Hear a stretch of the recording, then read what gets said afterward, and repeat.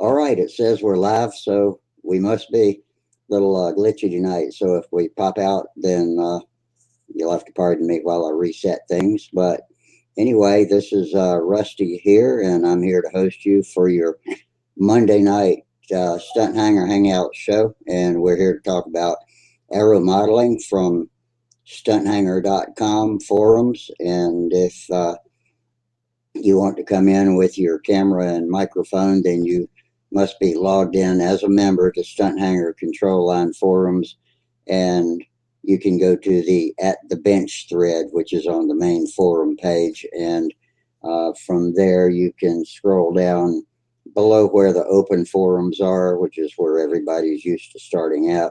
Scroll down below the open forums and look for the live streams, and in the live streams you'll find a thread called At the Bench. The newest post in there has today's date in the title, and you can click the link in that first new post and come in here live. If you prefer to just watch in anonymity, or if you don't have a camera and a microphone ready to go, then you can go to the Stunt Hangar YouTube channel on of YouTube, of course, and there's a text box there where you can communicate with us and also have conversations amongst yourselves between other YouTubers. And so keep it family friendly, and don't say anything you wouldn't say in your family room in front of your 8-year-old, and we'll have us a show. And so, depending on how well the conversation goes tonight, we'll be here till about midnight, maybe more. Depends on how things go. So, hopefully, we got a good connection. And I see Gary Sinclair's already out there. Let me put Gary in grid view so I can see who else. Just me and Gary, and looks like Peter is logging in right now. Yep. And so is Tom Rammel. Can all of you guys hear me and see me okay tonight? Yes. Yep. Sounds good. Sounds good. Okay. It kept cutting me off and saying there were no streamers available. And that's what Jitsi used to do before we had to switch to 8x8. So hopefully it won't be cutting us off, and we'll be able to have a seamless show. But anyway, it's another Monday, and so here we go again with a fresh week, clean slate, and y'all can tell me what you did for fun this weekend. And so Peter seems amused at the thought of having had fun. So we'll start with Peter. What'd you do this weekend for fun, Pete? Not a whole lot. I see your doggy wagging his tail. Either that or it's your tail. It looks just like yours. From where the camera was positioned, it looked like you were wagging your tail.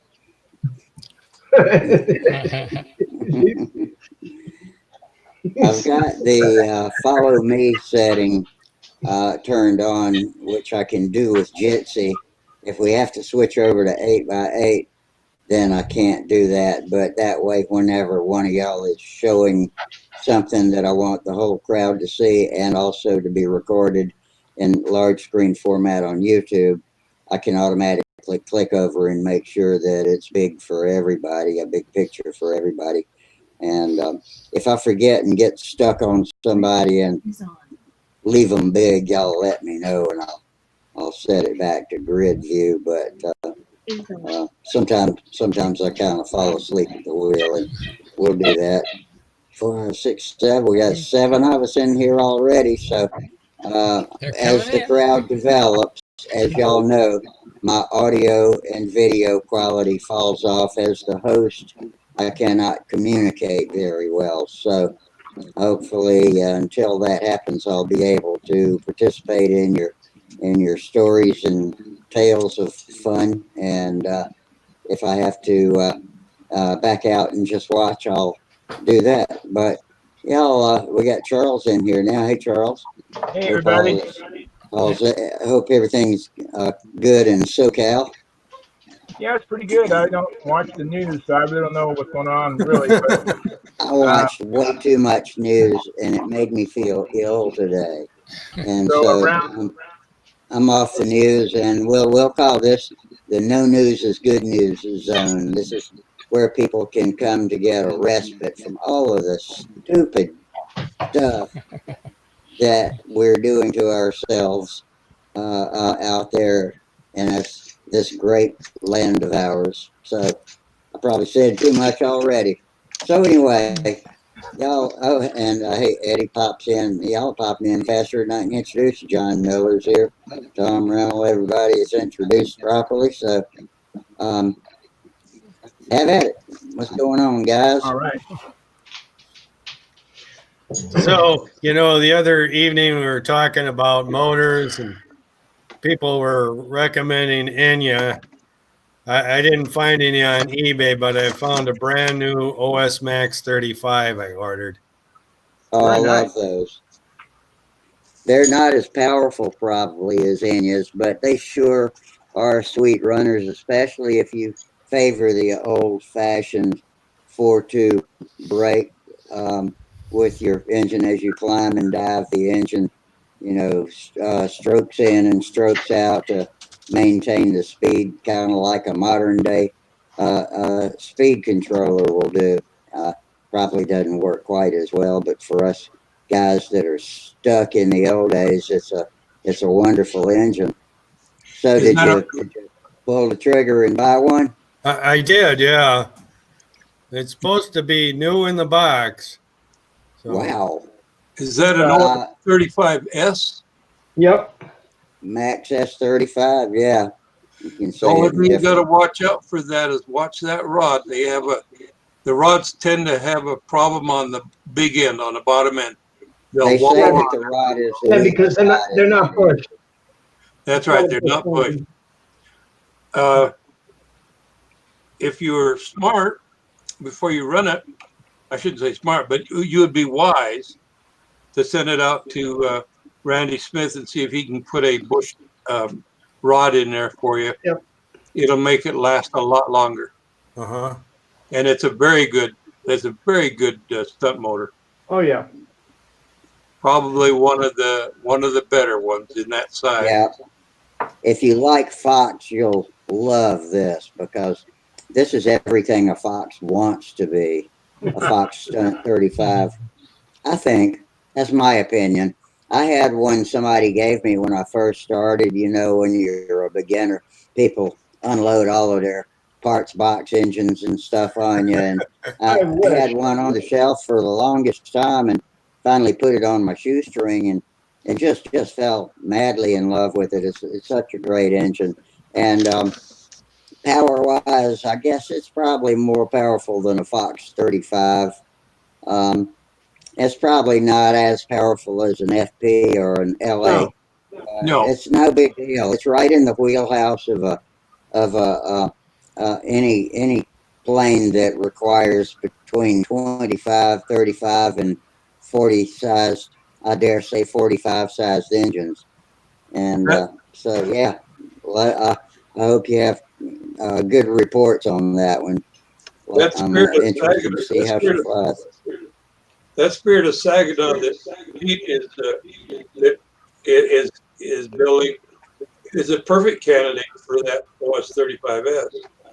One Speaking thing of I which, don't know because I've never had a new 35S is what about break-in? Does it take an extensive break-in no. like the Foxes No, do? And I run mine on 1022 PowerMaster, and it seems to like that just fine. that I But would. it's a steel engine, so some people Yeah, might want to run high caster, but I don't. I just run it on regular old stunt fuel. you can run it on regular stunt fuel, or if you like to degunk your engine and you like to have that caster all over your airplane, you can run all caster if you want, but Yeah, if you want, yeah. it doesn't. It's not necessary. I don't believe the modern fuels, where they're running the synthetics are gotten so good, Yeah, and if you run a synthetic caster blend, you got the best of both worlds. Yeah. you Well, do. What do you think? Like a Sig Champion, which is 50-50, maybe just give it a little extra jolt of caster just to bring it over 20%. Yeah. Yeah, that's right. It just takes a little bit of synthetic mixed in with it to keep it from getting all internally varnished. Yeah. And the thing about with caster, the thing that about caster over the year, we found that when a part of an engine gets warm, the caster goes to where the heat. When it gets warm and it's all synthetic, the oil all moves away from where the heat is. So knowing that when you've got a blend, you know, like 1022 or so is you got the best of both worlds. You got the superior cleaning and good protection of or good protection of the engine for the synthetic, and you got protection of the engine from the caster. Yeah. The only thing I might add is if you've got an older engine, like if somebody gave you one that had grown up on pure caster and it was really Yeah, you don't gummy, if you run synthetic, it might clean too much, varnish out, and you'll end up with low compression. Yep. Yep. So he's got a new one in the box. He can start right off the bat. Yeah. Yeah, start right off with Powermaster 1022, I think, or whatever your preferred fuel is, and let her rip, tater chip. So the guy, he had a new OS 25 he wanted to sell too, but are there many planes that use a 25? That OS 25 will power any airplane that you would normally put like a Fox 35 or even Right. Yeah, it's got a lot more power than a lot of people are willing to admit. For instance, all those Sterling kits, like if you got a Yak 9 or a Mustang that calls for a Fox 35, then the OS 25 FP or LA is your engine of choice. Oh, hey Phil, how you doing tonight? Howdy. Doing great. Doing great. Trying to keep my head above water today. It's been a weird day. Looks like Peter's getting that. Looks like Peter's been busy. Yeah, he wants to show us that fuselage. The first issue with the kit that I've seen is that okay from this side, you know, I put on the plywood doubler, but as you notice right here at the nose, the fuselage balsa wood does not line up with the plywood doubler. I've got a space here that I'm going to have to fill in. No, don't worry about it again. That's what makes kits interesting, is you always have to improvise with them like that. No, it looks a little bit like on the bottom there where it might be the other way. Everything else lines up perfectly, as you can see. I flip it around. The doubler is in the wing saddle is right up against the edge. It's right there, lined up in here with the wing saddle. But when you start getting out into the nose area, the bottom is okay, sort of. But when you get to the top, you have this little edge right up here. So just trim that off. Grind it off. Yeah, you know what happens, John? When I put it up against the plans, the spinner is no longer the right size. And the nose ring is too big. If there wasn't something to scratch your head about, it wouldn't be a true-to-life kit. The nose ring is a little bit large so that you can spare it into the spinner. Oh, okay. I'm just going by what I was just comparing against the plans, because the nose ring, as you can see, is exactly the right size in the front of the plywood piece. Right. But there's room there. You can taper that towards the spinner. Now, what I'll do is I'll just get a piece of scrap balsa. There's plenty of it. I'll fill in this little piece here, and I'll smooth it out to where it's Okay. like, Yeah. Yeah, I see what you're saying. otherwise it's going together rather well. I'm starting off in the fuselage because I haven't gotten my jig yet. How's the weight of the wood? Oh, the weight of the wood is actually very good. What I did was, like I was saying, I turned around and I started weighing all the pieces here. And I've got my outboard, let me see, I've got my outboard side and I've got my inboard side. My outboard side comes up to being a half a gram heavier than, no, half an ounce heavier than my inboard weight. Sorry, say half a gram. So I've taken all the heavier wood and put it towards the outboard side, marked everything O, and the lighter stuff marked in. So my outboard wing panel, just by going with the weight that's here, is a half an ounce heavier on the outboard side than the inboard side. But the two wing rib set came in at hold on a second.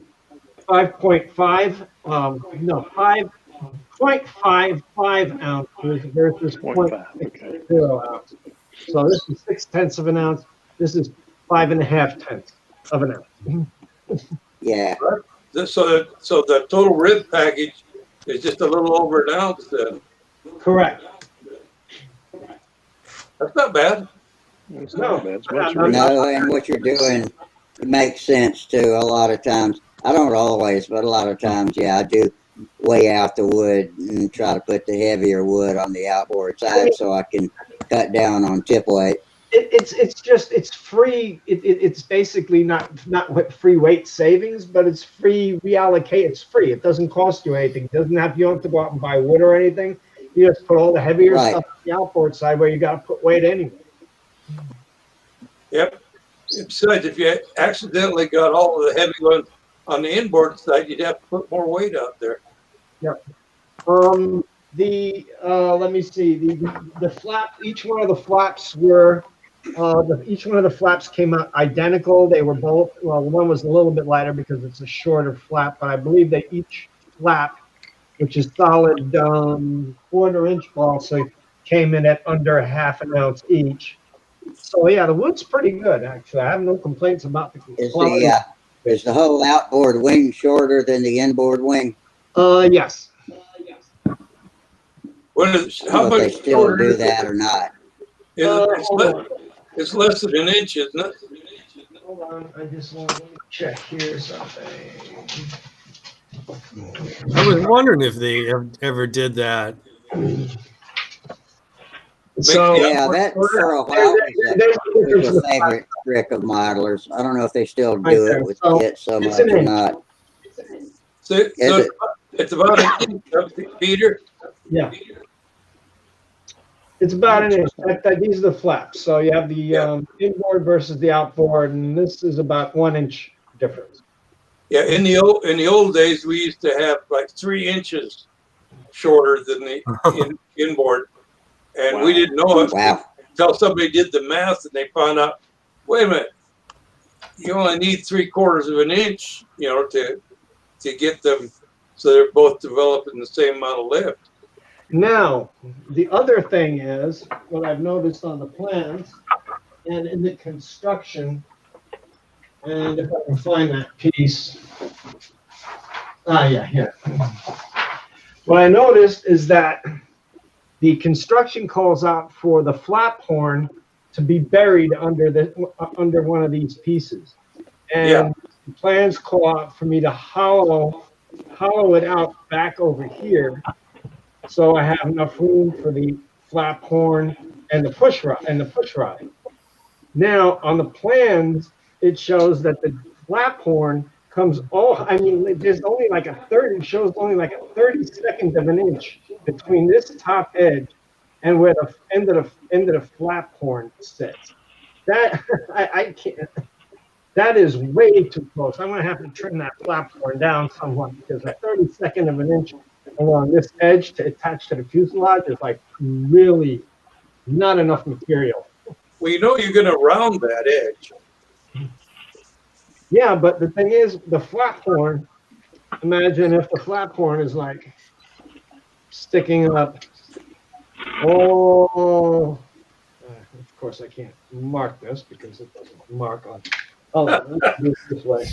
Been there, done that. Murphy's Law, guys. I gotta So step away. I'll be right back. the flap horn in here, I got it hollow out to the flap horn all the way to the top here.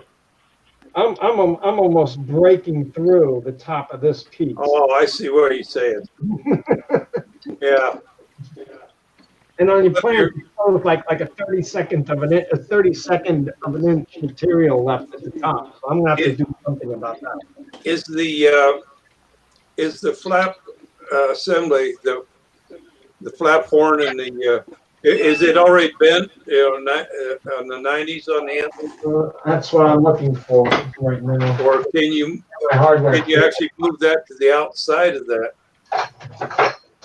Okay. Landing gear. Oh, geez, where is it? Oh yeah, that's a pretty big, but it's already offset, which is nice. They already offset it. You can leave it all night. Wait, now it's offset. Yeah. Side. But the thing is, if I turn around, well, it's not different. It's, okay, let's put it this way. If I hold it like this, you see where that ends. You see what I'm saying? Yeah, I see what you're There's saying. not a whole lot of room between that top hole, and if it were mounted the other way around. But I would try to if you're worried about it, I would try to put that horn on the outside then instead of burying it in there, Do that. because that length is kind of designed for the controls. Yeah, and yeah, they have you have the bell crank. The bell crank, I believe, going to the middle hull, and then the push rod going out to the elevator at the top hull, or something along those lines. I thought it was the other way around. No, yeah, okay. Oh no, yeah, it is the other way around. The bell crank going to the top hull, and then the push rod to the elevator is going to the second one down from the top. Yeah. You shorten that, it's going to speed up your controls. No, I'm not gonna. I wouldn't shorten it. I'm just gonna take something a little bit off the top here. Just a little bit. Okay. Yeah. I follow you. Because I would really like to keep all that, under wraps. It really is nice to not have to see this thing hanging out the side. Well, you don't want to change the position where the flat push rod connects, because that will speed your controls up if you and that will make it not so nicely controllable. No, I completely understand that. I'm just going to take a little bit of material off the top so I have a little bit more meat on the balls to adhere to the fuselage side at the top. There is another little thing you could do, and that's take a small piece, just a little rectangular piece of 64th ply, and then set it up the top. Yeah, could do that too. No, or just put a whole little hatch over there, and just plus that horn and go with, like, let's say not a Morris control horn setup, so I can make it fully adjustable. But I don't think I want to go that route. Yeah. Well, you haven't got your jigs yet, so. No, so I have plenty to do. I'll turn around and finish up the fuselage as much as I can until the jig gets here, and then I'll start on the wing. But I did order 2 of them because I was looking through it was an interesting thing looking through the plan. He's not on today, but it shows you how to build. It basically explains to you how to do it in halves. You pretty much do one half, and of course, your spars and everything that goes across the middle, you leave them longer than they have to be. So when you finish both halves, you sort of kind of like take your jig, and you put it through a few of the ribs on both wing halves when you want to join the 2 sides, and then you cut everything apart. This way, the jig holds the left-hand side and the right-hand side in position, and then you you glue it to that one really big fat rib, because there's a big fat rib that goes all the way in the center, which is this guy here. This rib is rib 0, which is, you can see how thick that is. Yeah. That goes right down in the middle. So when you end up joining both halves, you kind of like split the difference in the width of the spar. Goes like half on this side and half on that side, and then They don't do a scarf joint on there. huh? They don't do a scarf joint, you know, at an angle. Yeah, that's what you end up doing. But they terminate in the middle of this big fat rib in the center. Okay. Okay. Well, yeah, you could go ahead and get your fuselage, your stabbing elevator, and your rudder, and all of that all pretty well ready to go. I'll get all the intermediate pieces done. Like I'll turn around and I'll assemble the wingtips, and I'll carve the wingtips and shape the wingtips out. I'll do there's wheel pants that come on this model, at least for the main gear. I'll get those finished off. I'll get all the little auxiliary pieces out, the elevator.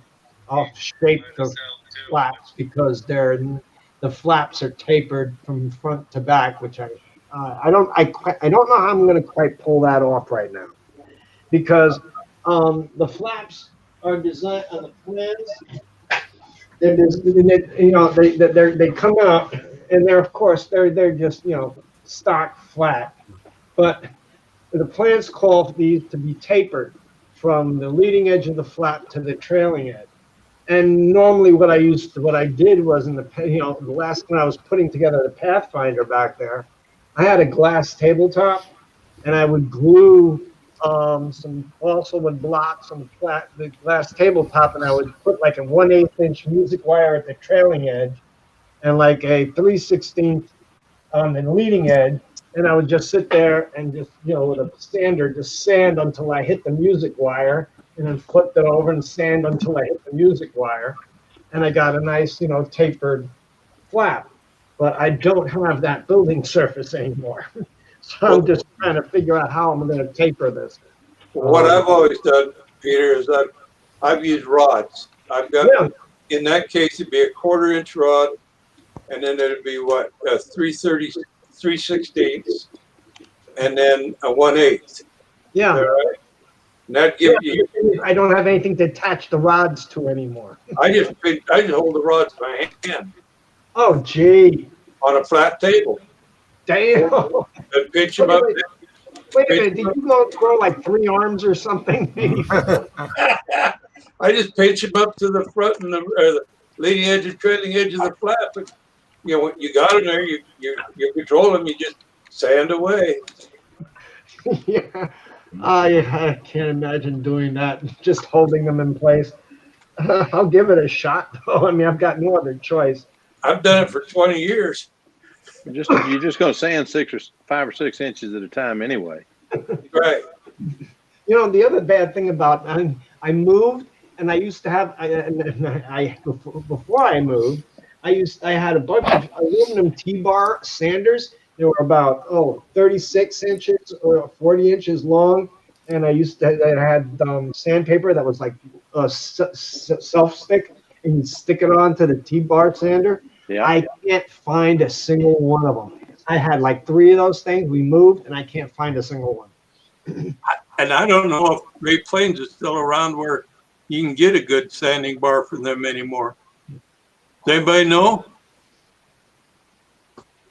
I think that's one of the divisions they let go, because when they, it's all sold out and is one conglomerate now, and they don't have parts for a lot of the stuff they used to make, like the balancing machine. You can't get parts for that anymore. They dropped that, and they dropped several of the tools.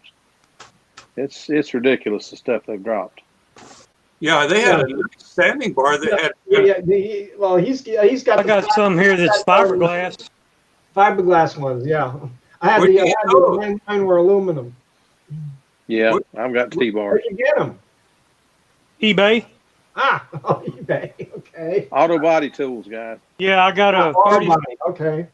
I got those, and then I got the Durablocks.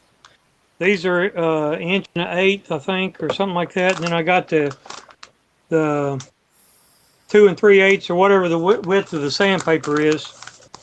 I ain't even opened those up yet. I think you can still get the sandpaper. Yeah, I got where Any is of that stuff like that is actually auto body stuff. You can Yeah. get any of that. Oh, That's okay. just like all our flying wires and everything's actually fishing leader. Mm. So you know it's all from other industry. Here's a roll of 2 3/4 80 grit. Oh, gee, okay. I don't think I need to. Holy cow! boy, you can taper down in a hurry. Oh yeah, I mean that. He but getting it's serious on us. 20 meters of it. I got some 80, 120, and 320. Okay, you're set, and I just have to go on eBay and get some. Brother, you getting serious with us. Good grief. Take Peter, it down you right might- quick. You might check with if there's an auto body supply store in your area that you might be able to get those things a little better deal. Hey, I can always try Harbor Freight. You never know what you can find, but it's just as easy for me to go online and grab it off of eBay. Okay.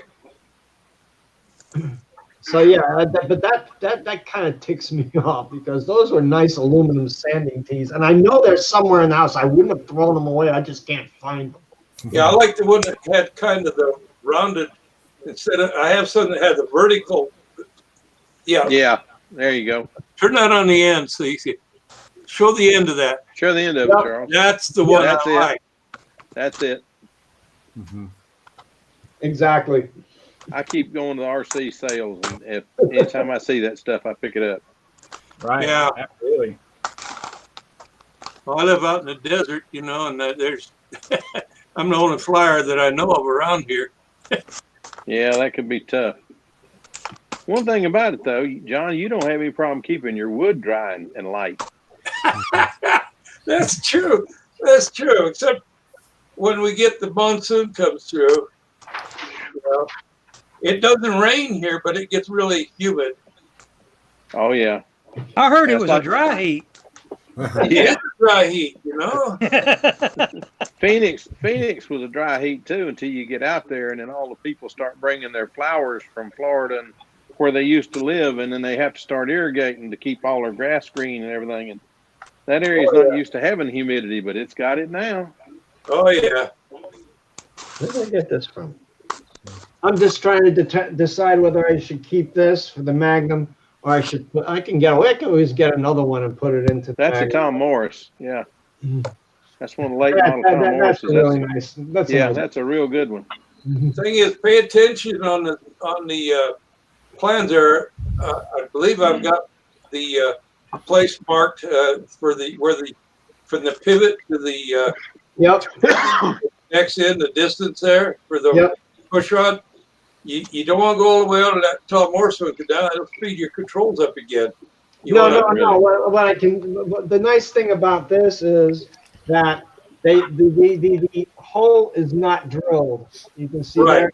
You can place the hole wherever you want to place it. So I'll just mark it out against the plans to the same spot. Okay.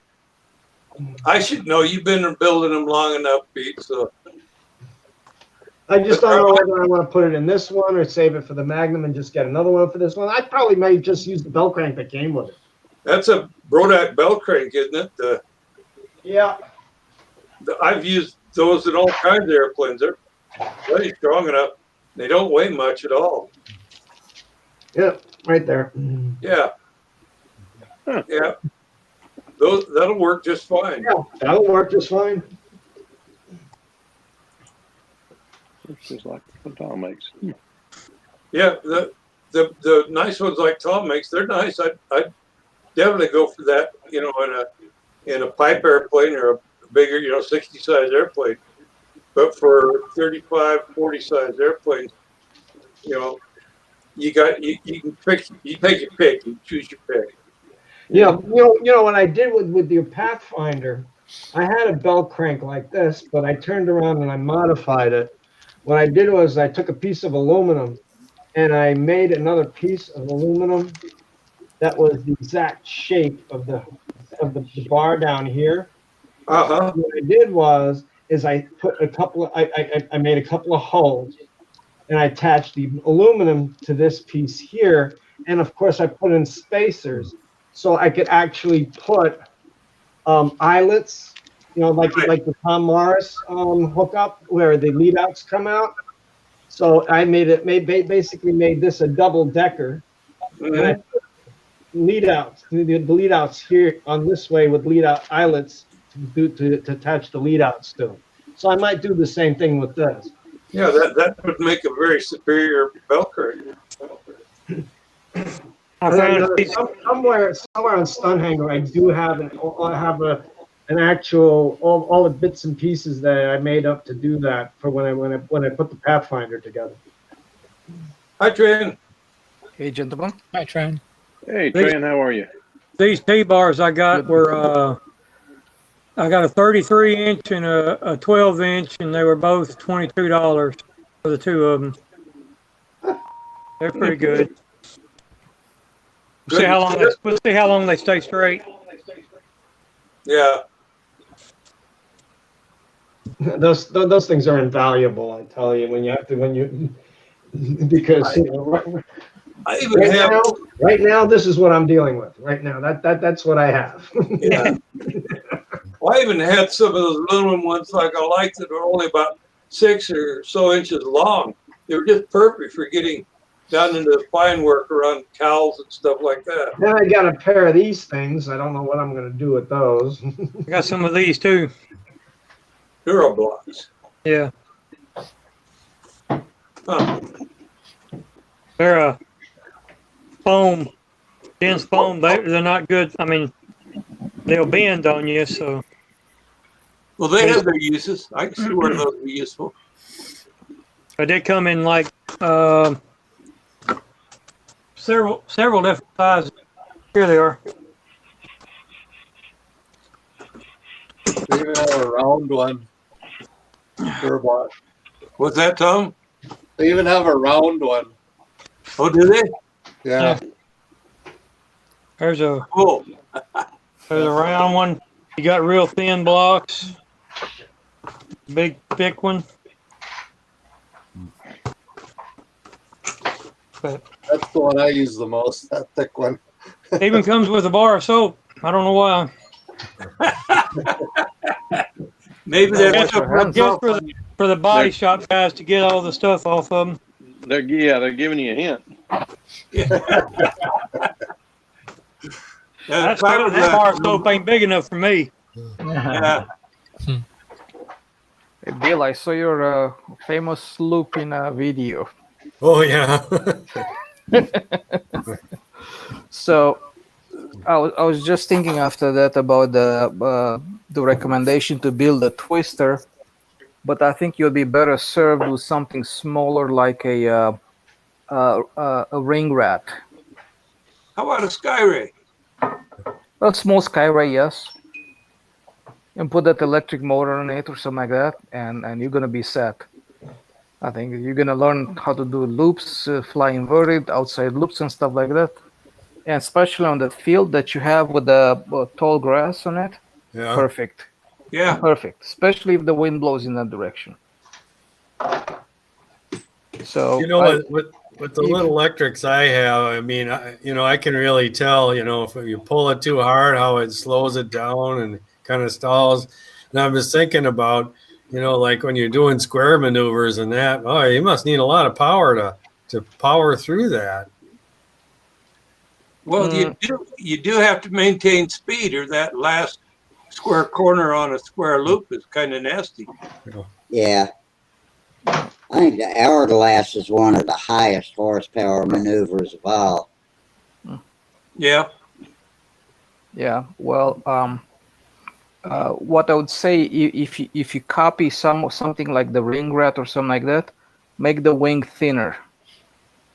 And you can make something like that very easily. I mean, just make 2-3 ribs per side of the wing and put some sheeting on the leading edge and balsa fuselage with the solid balsa elevator. You don't even need to cover any of that stuff.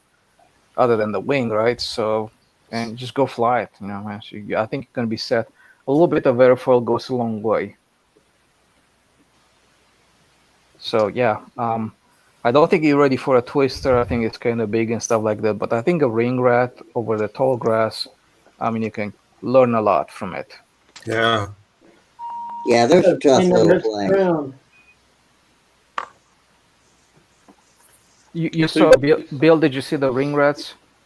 Yeah, the Stevens Arrow. Mm-hmm. Yeah. Yep. Yep. So with I that gotta get electric, something to drink. the electric that I have, the bigger one, would that pull that okay? Sure, yeah. Oh, yeah. Or just build something that's similar to that in that size. So it doesn't have to be any precision of any sort, you know. Just make sure your push rod is rigid, right? Yeah, It doesn't flex. on both my electric, I got the cotter key on there now too. Mm-hmm. Yeah. Yeah, just make a ring rat-ish looking plane, and you can even have like a little remote control in your hand with like a pistol grip from a car, something like that, and you can use that for throttle and just go out and fly, you know. The flight streak. Like a fly streak airplane. Yeah, of course, you know, I don't say no. You just like it will be great, you know. This a half the size of the fly streak is. I think it's what a baby fly streak. What's that called? I got a flight streak junior. Takes Junior. 15. Uh-huh. Yeah, that's good. Perfect. Fly streak junior is perfect. You know, just. Of course, I took mine off, took the landing gear off, put a 25 on it, and it runs like a bat out of hell. Junior, what, 15 fast? That Not what you too put on fast, you junior? know. Yeah, you want to fly those small planes about a little bit less than 5-second lap time, I think, about 4.95 or so. Yeah. They're comfortable over there. That's the one I had the upline brake on me just as I went into a wing over and stuck it up to the wings in the ground. Mm. I hate it when that happens. Yeah. I'm just glad I was on dirt, not asphalt. Yeah. Uh-huh. Yeah, I buried mine up to its armpits one time during an official flight, and didn't pull out of a wing over. Yeah. But Bill, I what didn't I have a want to chance say, to pull out of it. I didn't even get into it.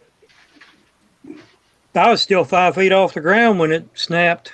I was 70 feet off the ground. Yeah. Plowed mine straight in.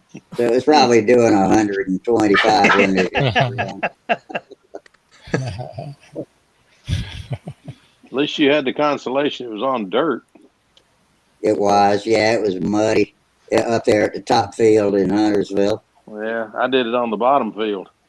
That's not a good one to do it. No, prop strike on takeoff, and I didn't realize it. And when I went to do the wing over, it just kept falling in on me. Didn't pull. I went to pull out and realized, where's all this slack in the lines going? This can't be good. About that time, whack. But you know that darn LA 40 is still good. It did the propeller was broke, of course. The airplane was destroyed. The spinner was just destroyed. But that motor didn't even bend to crank. I couldn't believe it. No, it's soft. Was it you hit asphalt or? Oh yes, it was. Oh, it's asphalt down there. I didn't. Yeah, the lower field at Huntersville. Yes, it's asphalt. Yeah. Mm-hmm. It just hit straight in, is all it was. I had a prop strike on that same circle one time, and I took off. It was an official flight too, and so I took off with a 12-inch prop and landed with an 11-inch prop. Didn't even know there was anything wrong with the plane until I looked at it after the flight. Yeah, it's the craziest thing. I never realized. I always wondered, why does nobody ever start out just to the right of dead downwind, and then you got the wind working with you takeoff. I found out.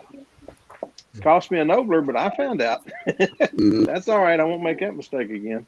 Mm-hmm. Yeah, talking about wind, I was reading on Stunt Hangar. Everybody's terrified of dead air when there's no wind at all. I remember when I started out flying control line, and even quite a bit into it, we were always praying for dead air. Oh Jesus, does it look like there's Oh enough yeah, air there? Yeah. Oh, it's too windy. I don't know we why. And we learned We used to think that was the thing to have, but no, that's a mistake. yeah we You go got out to looking. account for it. If the leaves were moving, we say, well, we can't go fly. So of yeah, right. I don't understand. Everybody's so paranoid of dead air nowadays. course, I was 16 years old at the time too. So The wind is your friend. Yeah, I think it's sometimes when I fly in a wind, it's I get much more line tension overheads in some And maneuvers. how? Yeah, Yeah. it's like when it's no wind and you start to question where is the wind blowing from, and sometimes you're up when you don't even feel it. Yeah, but then it's It so can little get of it. There's so interesting. little of it. It really shouldn't make a Either difference. way, yeah, you just have to be mindful of it. You fly differently with now, wind at and our without field, wind. when I flew with Mike and them, they had a just a piece of pipe with a little streamer on it. Does the professional, not the professional field, but the competition fields, do they have wind guides? Not really. Not really. A lot of I didn't times know we'll if they had bring a wind socks set up or not. lot of times I bring a windsock to the field, but I also bring cones to put up around the field so you can judge yourself while you're training. Mhm. You know, where's 90 degrees and where I went into the wing over, so I come Yeah. out straight. I should, but I don't. Somebody was practicing with some cone like that, and now he's missing an outboard wing. Yeah. Yeah, well, Oh, our we got cones. T-Bone. Hey, We got hey, you can T-Bone fly Tom just Luciano fine out without here an in outboard wing. YouTube, and he's talking about he was practicing for the Nats with his new plane and collaborative cone the other day, and now he's in Oh the man. process of repainting it. Oh, these are only like 10 inches tall. They're little small things. Yeah, that's what I fly with too. They're $4 for a stack of them at Walmart. Yeah, we tried the real ones. I was traffic signal tech for 30 years, and getting the big ones was no problem. But if you hit one of the big ones, it don't give. They I don't found move, that No, out it pretty do quick. they? Those 30-pound cones don't move. They don't move a bit. no, Neither toolboxes. no, neither. Yeah. Yeah, I've seen that He trade. speaks from experience. No, I never did that. Never. Right. Need the Okay. covering job done. Oh, I'm telling you. No. You notice that? I tell you Bill, what. look. That's what I'm talking about. Like what John has. Uh-huh. This is actually old time stunt legal too. It's a we do for zilch. Somebody gave to me. They covered That's a it. great Everybody airplane. gets planes given to them. That is a great airplane. Those things fly very well. Yeah, they covered it with Jap tissue, which doesn't age well. No. But But it's easier to take off. yeah, it is. And the thing is this airplane would be perfect for Bill to train on because its size, and I think with a half A electric. I mean, it was designed to fly on an the OK Cub 098. Yeah. Is that a hollow log? No, it's not. That's a built-up fuselage. I think that's what would make that plane great for IC because it's much more rigid. So it's probably have better engine run out of it. Yeah. Yeah. I wanted to bring up another one I had designed by a fellow here in Salt Lake, Bob Sugden. It was called, I believe it was called the Flounder. And he actually kitted it and would go to contests around in the late 40s, early 50s. He carried three or four kits in the back of his car, and he'd sell them at the contest. So the plane was actually designed and kitted before the cutoff date for old time stunt. I've seen those fly. Yeah, and the wing was rubber banded on. Yeah. And it actually flies really good. It does. Yeah. But he didn't have landing gear on it. So you Yeah. have to approximate where the landing gear would have been on that age of an airplane, which would probably be pretty similar to the plane I was showing earlier, the We Do for Zilch. A little Yeah. too far forward. You know, Yeah. that's Try been an and put a argument. link up there in the chat if y'all want to copy it and look at it after the show. What's that? Try and put a link in the chat box if y'all want to copy it and look at it later. Okay. That's for In Bill our to get an internal idea chat, not the YouTube chat. Yeah, there was an idea for Bill, to get a look at this Ringrat 250 and get an idea how beautiful it flies. It's slow, it's composed, it's very nice in the air. Yeah. Yeah. And it's so easy Yeah, to build. y'all copy that and you can look at it later. Yeah. But You just look at that and you go like, hey man, anybody can build that. Philip, what was it you had to say about that old time stunner? Around here, the big argument for years has been, like Tom Looper went to the Nationals with a Stunt Wagon 60.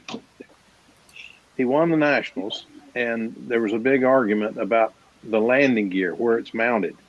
So I got in touch. This was far enough back that now I'm drawing a blank as to the man that designed the All-American Senior and the D'Amico, but I can't think of the man's name. Anyway, I wrote him. He lived in Florida, and he called me back. We talked for over an hour. And he says, All-American Seniors and Stunt Wagons, these guys don't want to fuss about the exact placement of the landing gear. He says, I can show you pictures of All-Americans, all three versions of the All-American and the Stunt Wagon, where the landing gear all the way from almost the nose ring to back under the wing.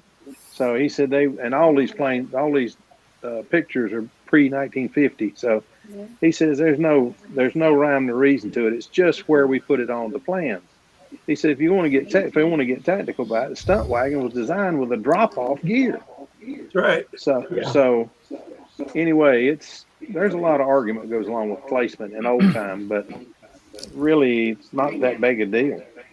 Well, it is because they it affects the quality of the takeoff and the landing, and that's extra points. And so if you can if a guy's got a superior flying airplane, but it can't land or take off with it diddly, so he loses points there, you got a better chance of beating him. Yeah, that's true. Yeah, but John, you've met Tom Looper. Tom can fly a brick. Oh yeah. I love Tom. He's cool, dude. Yeah. He's fun to talk to. He's a great guy, and he can flat fly. There you go. I can't see what that is. Hold on a minute. It's a zilch, super duper zilch. I'll make it big. What do we look? Who's got it? I'll make it big. I don't know who to click on. I put it up there. I can always put it on Stunthangar as well, a PDF to download if you like. Oh yeah, that's the big zilch. That's a good flyer. I've got a couple of them. Knows how thin that wing is? Yeah, flies on area, not airfoil. Yeah. But if you look at this little Hey, zilch, it's got a serious wing. Relatively thick airfoil. It's about that time in the show I need to check. Is my voice delayed or am I coming through on time and clearly? You're coming through on time. You got a little bit of a crackle, but we hear you just fine. Yeah, everybody's got a crackle, it seems like. That's all right. Good. I thought it was just me. No, I don't know what that crackle is. It comes and goes. Some nights it goes, some nights it comes. Some of them on there at night. That's pretty good. What would that be considered old-time stunt? Yeah, the zilches? Yeah.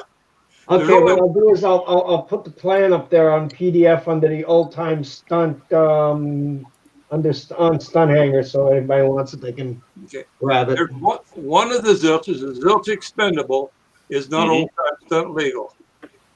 It came out. The super duper zilch. It's legal. That's legal.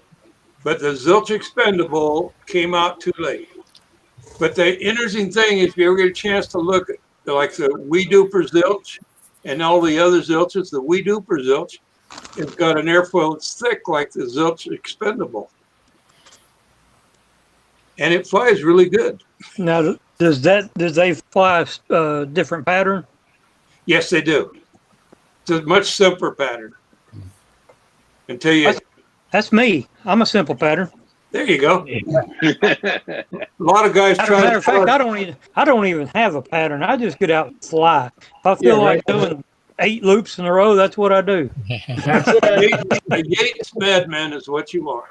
My problem is if I go out without a plan and just try to freelance, except for half I end up planting the plane in the ground because I have to know what I'm going to do when I start, obviously you have to know what you're doing. So, but you can still do it. Just say, I'm going to do 8 loops, and that's what I'm going to do. Yeah. Just gotta remember, if you start mixing it up, all of a sudden you'll forget what's up and what's down, and you end up planting the and you also gotta remember to unwind your plane too, because you get too many loops in there that it gets tight on your turns. That's true. Ever done so many it wouldn't come out? Yeah. I haven't done that, but I have forgot how many I did and try to count backwards, and I still had 5 loops, still had 5 twists in my line when I got through flying. Yeah. Yeah, I try to keep it below 5 or 6 loops before I unwind it. But I never unwind it after I finish the pattern, especially in an unofficial. You know, the big guys get out there and they like to do inverted triangles or squares or something like that to unwind it because I guess they think it makes them land more smoothly. But man, I'm asking for trouble if I go out and try to do something fancy like that.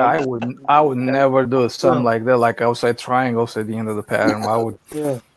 Hell no. Rusty, you and I have. If you've got so much fuel to do outside triangles after the pattern's completed, you're probably going to go over your 8 minutes anyway. Oh no! Yeah, no that's way. What I love about my LA-46 and the tank plumbing that I usually set them up with is I can fly the whole pattern and have 2 or 3 laps left after it's over and land it, and it's every single time, you know, and it's just so dependable. I have. That's what I'm saying. You don't want to be starting to do outside anything at that point where I've got 2 laps to do it in. I see that. But I have. I'm running 5 minutes 30 seconds of flight, plus the delay, which is 35 seconds, and I have plenty of time to do everything. And at the end, I can just do unwind my lines, and I can wait like 3-4 laps after that and shuts down. Okay. So I can have. I've never flown competition before. Once you finish your pattern, anything you do after that, does that count against you? Yeah. No, it shouldn't. No, it doesn't count against you, but they do. But your landing is counted. Yeah. Right. You can do anything you want between finishing the last stunt, which is the clover, and when it's time to land, you better get your act back together. But in between that, you can do anything you want. Yeah, because I've done loops. I try to do loops like that just to get it to stall out, so I could land it. The thing is, you don't want to plant the airplane after because then you lose pattern points and your landing points. Which, if you're really good at landing, that might be, let's say, 30 points, and 25. What was that? 55 points off your pattern right there. Yeah. Yep. That can kill you. Yeah, most contests are first to thirds, about 7 points. So. Yes, that's different up here. You got the guys out here flying. You're flying against 5 or 6 past champions, a couple of world champions. Yeah. You know, and you got to remember, y'all's deck is stacked real heavy because you really do. We're in beginner. We're doing beginner stuff. I mean, really. But the point I was going to try to make is that sometimes the difference between first and third place is 1.5 points. Yeah, really.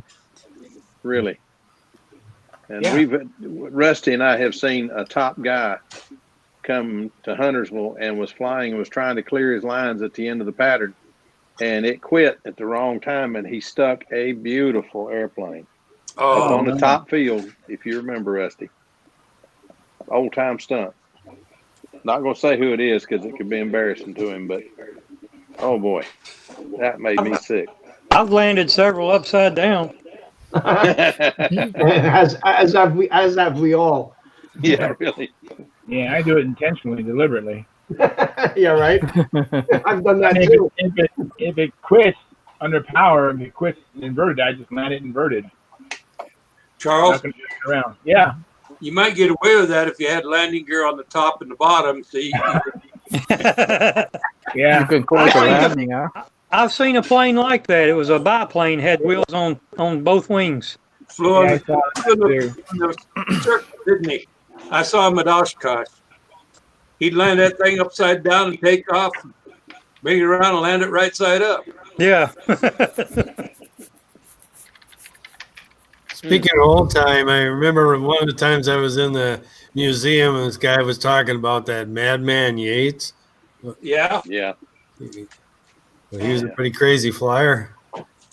He flew 90 miles an hour, and he would come out of a wing over, and he'd pull out 6 inches above the ground, inverted, scrape his Who are you rudder. talking about? He was blowing dust, wasn't he? Oh yeah. Who are y'all talking about? J.C. Yates. Watt Morris or Will Davis's friend Curtis Comer was famous for just touching the tip of the elevator on the inverted pullouts, and he was fearless. No, Curtis was crazy. I loved him, but he was crazy. Yeah, he was fun. I enjoyed baiting him. I only got to know him for 2 or 3 years, but yeah, he was a fun guy. Curtis would do that just to make you wet your pants. He was something. And he didn't care if it was his newest plane or his oldest plane. He'd pull out at 3 inches and you just, he was a mess. When I was a kid, I could pull out really low, inverted out my reverse swing over. It was so consistent that when I came out over and did the upright pull out at the end of it, I had a hard time keeping it at pattern height because I wanted to put it down where the other one was. I can't do that now. I haven't been able to do that for 40 years. When I came back after a short interlude of marriage and family and travel and all that, my first pullouts were 20 feet in the air. Yeah. 20 feet in the air. It took me forever. In fact, the guys here tease me about it. I had a plane that I designed. It was published in Model Builder called the Twister Sister, and it was a full body version. It was based on a full body version of the franchise Twister, and I flew it in the Midwest. I did pretty good in the Midwest, but I moved up here to Salt Lake. Salt Lake's at about 4,000 or 5,000 feet where we're flying, and it was just too heavy for that altitude. And I remember we had a club fly. We had the meeting out at the field, and that I come over just a regular out of the overhead 8. I came down, and I pulled out, I must have been 15 feet above the ground, and the plane leveled to that. But it was so hurting for weight versus the altitude that it actually settled right on down to the ground and landed on the gear and rolled and took off again. And I got all kinds, but I told them I hadn't seen any of you guys do that yet. They didn't believe me. They still don't believe me. My dad got me into flying, and I've got his plane. If you can see it right there, it's a Cosmic Wind. He built that in '62. But he said his best flying plane ever, he took a wing off an 049 engine, off 049 plane, just a built-up wing, stuck it on a stick from a rubber powered plane, and he said he could do touch and goes with it, and it would, when it run out of gas, he'd make, two rounds with it after it run out of gas. I'm like, man, for an 049, he said that was one of the best flying planes he ever had. And it was just something he threw together. At the 95 Nats at Tri-City, the only Nats I ever went to, I went there with my friend Pete Peterson and Gordon Delaney. And Gordon had a beautiful twin called the Gemini. And I believe Phil up in Alberta, Canada, has it now. It was a gorgeous airplane. It looked like a surfboard going over. The wing was so large. Anyway, he was flying that in expert, and he got in there. Anyway, he ran out of fuel before he got done, if I remember correctly. I was over in there that I heard all of a sudden, I heard this terrible sound. And what it was that he'd run out of fuel, and he was just sitting there, he was wind flying, this big old huge twin. Wind flying, doing loops, doing square loops, doing outside square loops, and it just whoosh, whoosh, whoosh, and one of the guys was overheard over the comment said, it's gotta be a combat flyer doing that. But it was amazing because the wind was doing about 15 knots, I'd say. But something I'll never forget was seeing that big old thing. I think the span on it was like 74, 76 inches. So it was big. I remember seeing Gordon hide behind his Too Much. Well, this is just bigger and it's too much. Yeah, I know, but too much is too much for me. I don't know what his name is. Y'all probably know who he is. It was up at Brodak. I've seen the videos. He had was it the Twister? He made it was a twin flight streak. He doubled the flight streak plans, and it had like a 70-something inch wingspan on it. And he was out there stunting it. I'm like, my God, that thing out there holding it with two hands. And did you see the motor he had on it? Yeah, it looked like a weed eater motor. Yeah, I think it was. Oh, talking about Banjock? That's Danny Banjock. Danny. That sounds like Dan Banjock. Yeah, it's Danny Banjock for sure. Yeah, it was. He took the flight streak and just all he did was doubled the plans. So instead of having a 42-inch wing, he had an 84-inch wing. Yeah. You want to see it? You want to see the classic legal twin flight streak? I can run down and get it.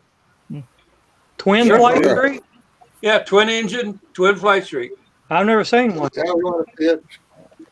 I'll go get it. Mike Lonke and Sam are out packing for the Nats now, and he just posted a couple of posts out there. And he said all the tests and tuning's been done, and he thinks Sam's going to do good in the intermediate. I hope he does.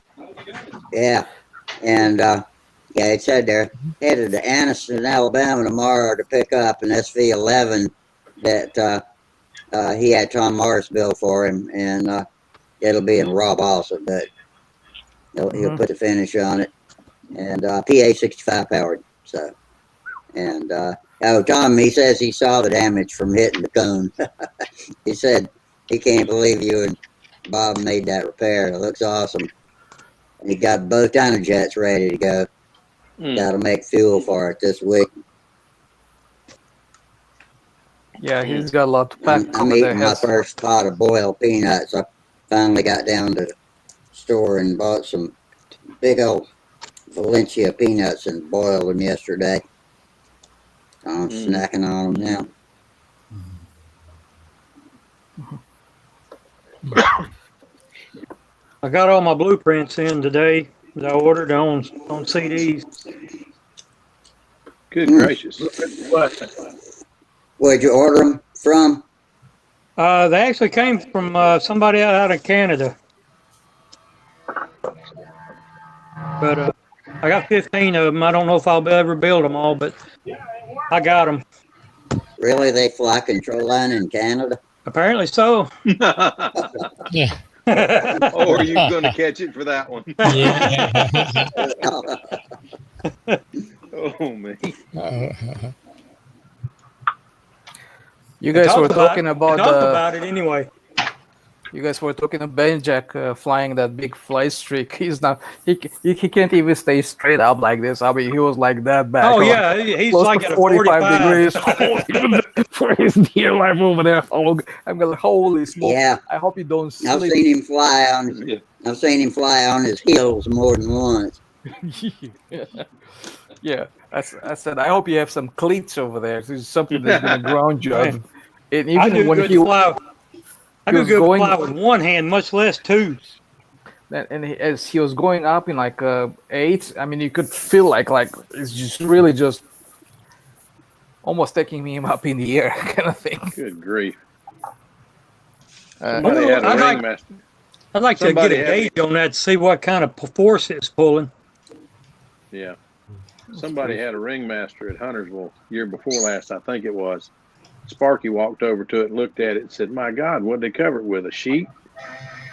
There it is. There it is. yeah, that's the one. Thing looks like a condor flying by. Now this is one of those planes in which you really want to push those lead outs forward to take away some of the line tension. Really? Look how far Danny leans back. Yeah, but what would you give for a field like that? Wow, that's nice. Yeah, it's beautiful. He needs. Yeah, It looked like he needed another person to hold on him as he's holding on a plane. I'm serious. Because I watched this thing. I did watch this thing.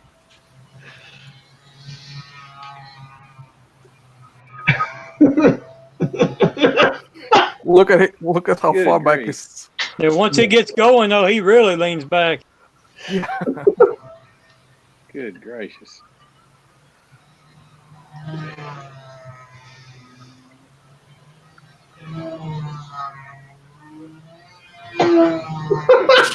Wow. Look at it. Whoa! He goes like, holy smokes. Oh, man. I'm not even looking at the plane. I'm looking at Danny. How he's, oh my God, look at it. Jesus Christ. 2 hands and holding on for dear life. He's glad the grass isn't wet. And his body's like this, backwards. 30, 40 degrees.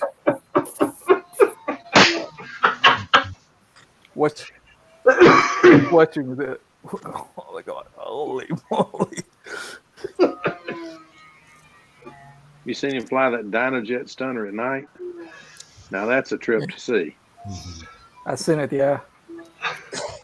Danny has a lot of interesting stuff. He had a MiG Yeah. 15 or Yeah. or Made out of Or- metal, yeah. something like that, made out of aluminum, and it's just Yeah. absolutely gorgeous with the Dynajet on it, and it's beautiful. Yeah, he does some pretty work.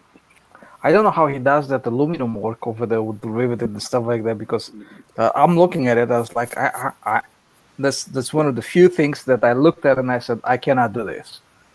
It's very rare when I do that, but that was one of them. Well, he did the. If you notice that, what is that? It's supposed to be a 8-sided, but his is round. The old timer he flies. It's got metal wheel pants on it, and there he did those. He beat those out with a hammer and then put the 2 halves together. He's amazing what he can do with metal. Almost He's as good. amazing as what somebody else I know does with carbon. Here's a twin pipe screech. Oh, there you go. Let me click on you, John. No, Got a price tag hanging off of it. Good Wow. gracious. no, it's not a price tag. That's where she got. That's the tank. It's been sitting for a while. See the outboard wingtip there? How it's all tore up. Oh yeah. Would you hit a cone? A flight box. Oh, Lord. And a copy train, didn't you? Yeah. Well, no, this happened a long time before train got to the country. Yeah. But it's one of those things I wanted to I wanted to strip that wing and make sure there's nothing broken inside before I recovered. I was at a contest. I was on a practice flight, and the guy set his box down there while I was out flying. I didn't know it was there. I came in for a landing, hit the outboard wing tip or wing on it, and just sheared all that monocoat that was on that wing. Was that a kit or did you build that? Huh? Was that a kit? Not a kit. I built it. Yeah, I was Okay. build it. It's actually classic legal. I'm 6'2", so and it's Yeah, it's almost as tall as you are. it's taller than I am. Ah, But it's elevator on it. But you can see the size of the stabbing elevator on that thing. yeah. John, you've been around Gordon too long. Been around Gordon too long? Yeah. Anyway, it's got a pair of OS 20s on it. How do y'all fly in that rarefied air with those small motors? I mean, the articles. That's why there's two of them. There's two of them. Yeah. Well, yeah, but I built the twin Pathfinder, and I put two 25s on mine. You got two 15s on yours. Well, you gotta adjust the ventures. Ventures. Man. Or a pair of 25s is too much. No, just right. I can always needle them back. Depends on how thick the air is, huh? When was the last time that flew, John? I've actually looked, huh? When was the last time it flew? 20,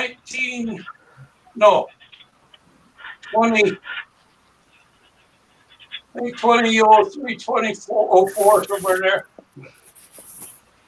It's been sitting there waiting to be repaired since then. Yeah, John, I'm not going to let you talk me down to how come I didn't fix my Pathfinder. That thing has less hanger rash than my Pathfinder, and you haven't fixed it yet. You tell him, Pete. It's going to get fixed, Peter. It flew too good. Just All right. 1, 2, 3. All right, here we go. Here you, now Rusty. we're going to have a Okay. Pete John race. Who can fix the plane faster? I just have to get Mine's got more damage.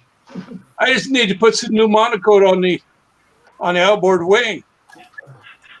But you know, with a pair of 20s on there, 9.4 props. I think they're 9.4. They might have been 9.6s. And running them in a fat 2-cycle had plenty of power. I actually looped it on one engine. Oh no!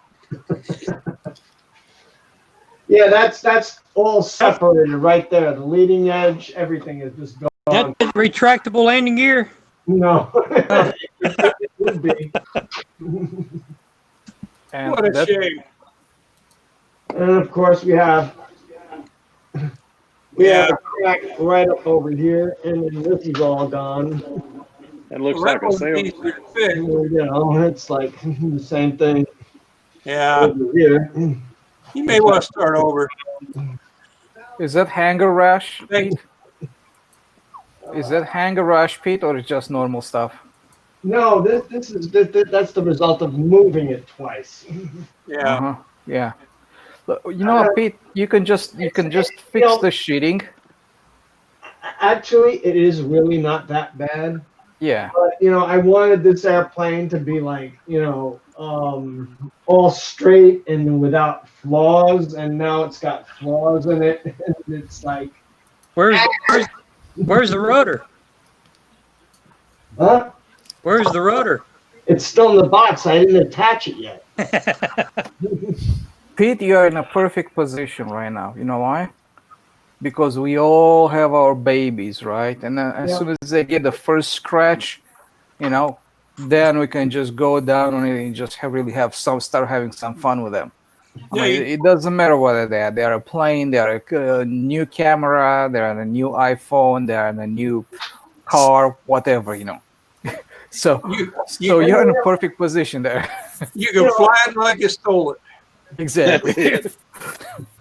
Exactly. If it turns out to be a dog, really, what do I care? But I was planning on putting the VF-46 in there, and I was kind of like, if I'm going to put that motor in here, I would want it to be. Oh Jesus! Pete, I tell you what, See, Jim that's Lynch. fixable, man.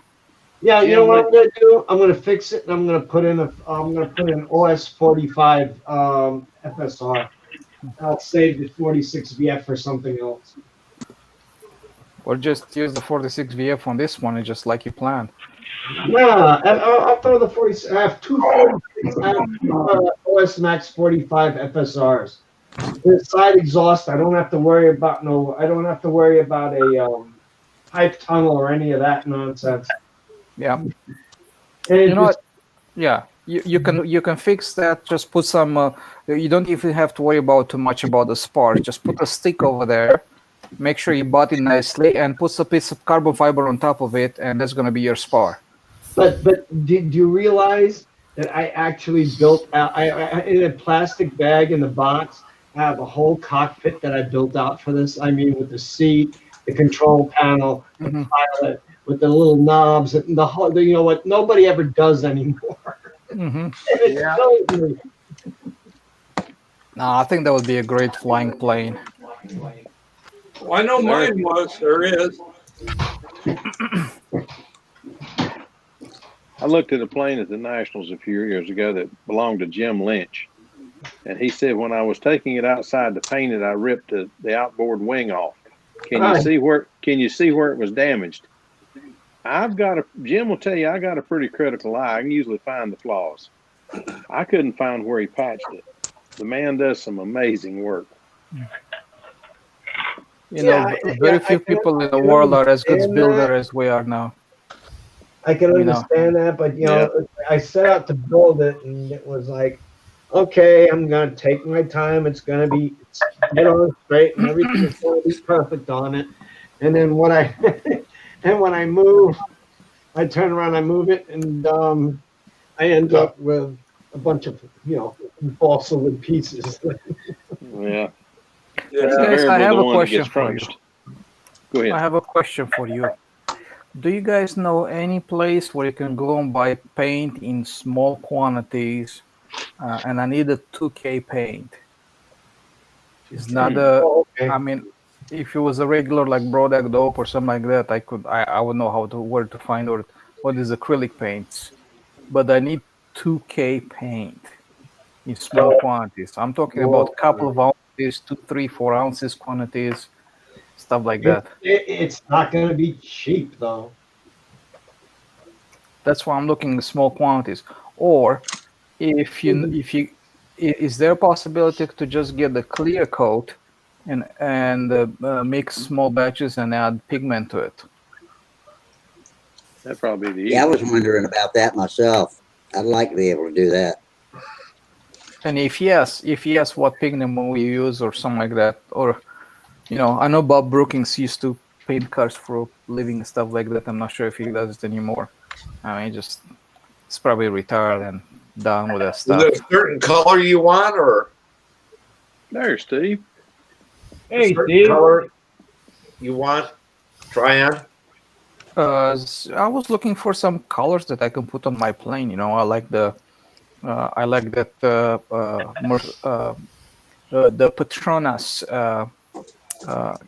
like F1 Mercedes, Petronas, the green. I love the green. Petronas. Some white. I was just plain white. Some red. Some pearl. I like that pearl color you see on cars, but I bet that's heavy. Yeah. Well, it's not that much. It's that it's heavy. You have to put a certain undercoat underneath it, or the pearl doesn't pop. Now they make a brand called 2K, which is it comes in an aerosol can, but it's Yeah, but it's a one-time use. I mean, you pay $20 for a can of that. Yeah, it's a one-time use. I mean, what the heck? Yeah, it's like this stuff here. It's $17 a bottle. Oh. And then that's the touch. That's basically the paint that goes on my Kawasaki, because I have some road rash on it that I want to touch up, and it was like $17 a bottle for. Yeah. I have my pearl. And my pearl, it's like How many ounces is this? This is Like a 2 ounce or 1 2 ounce. ounce. I just bought a quart of white and some primer, and it cost me $200. Yeah. Oh, Ouch. shit. So I know it's only a one-time use, but they're like 17, 18 bucks. It's you want something you got a whole lot of forever, or you're gonna want to use it one time. So that's why I'm trending towards a something like clear and add the pigment to it. So I can mix up in small batches, whatever. What it is that clear is not a tint base. A tint base has opaque pigment in it already, and it's usually a gray or a real off white. It can be darker, depends on what color you're going to tint to. You have to have the right tint base. I don't know if you can buy tint base out there. Yeah. Yeah. Not in a package like PPG. I'm trying to look and see if PPG has a 2K. That shouldn't be that much money. Now, if you go to a real high end body shop, they'll have tint base. My buddy worked there, but it's going to be expensive. Yeah, and you know they might make you a pint of it, but they can pour out the tint base, and they got all their colors that are there. But the one reason they charge so much money for it is they got $100,000 worth of damn color sitting there. You know that just sits there, and they gotta make their money off it because you know it's just a big outlay of money for them. Yeah. Yeah. But yeah, I found something. Yeah, I found something. I'm not sure how much it costs, and I'm not sure if it's a 2K. I know they sell a 2K clear, but I'm not sure if the base coat is actually a 2K paint. I was talking when I went and got the paint there on these 2-part systems, they call it. The paint is not 2K. The primer is a 2K, and the top coat is a 2K. Yeah. But the paint is not 2K. You just spray that out. It's pre-thinned and everything. I see. All right, guys. I hate to be stupid, but what is 2K? What does that mean? It's like 2-part. It's got a hardener. Yeah, I think the K stands for catalyst, even though it's spelled that way. Yeah, it's usually an epoxy type paint, isn't it? Is that right? Well, it could be urethane as well, but there's a catalyst involved. Yeah, it's like urethane paint, epoxy kind of paint, you know, one of those things. Who makes the epoxy still colors, all the different colors? Glass coat. Glass coat. West Systems. And they'll custom mix. Yeah, they'll custom glass mix. coat. That would work for you, and you can get that in smaller quantities. It's still, I mean, my brother got enough for his airplane, and it cost him $100 and some for the color for his airplane.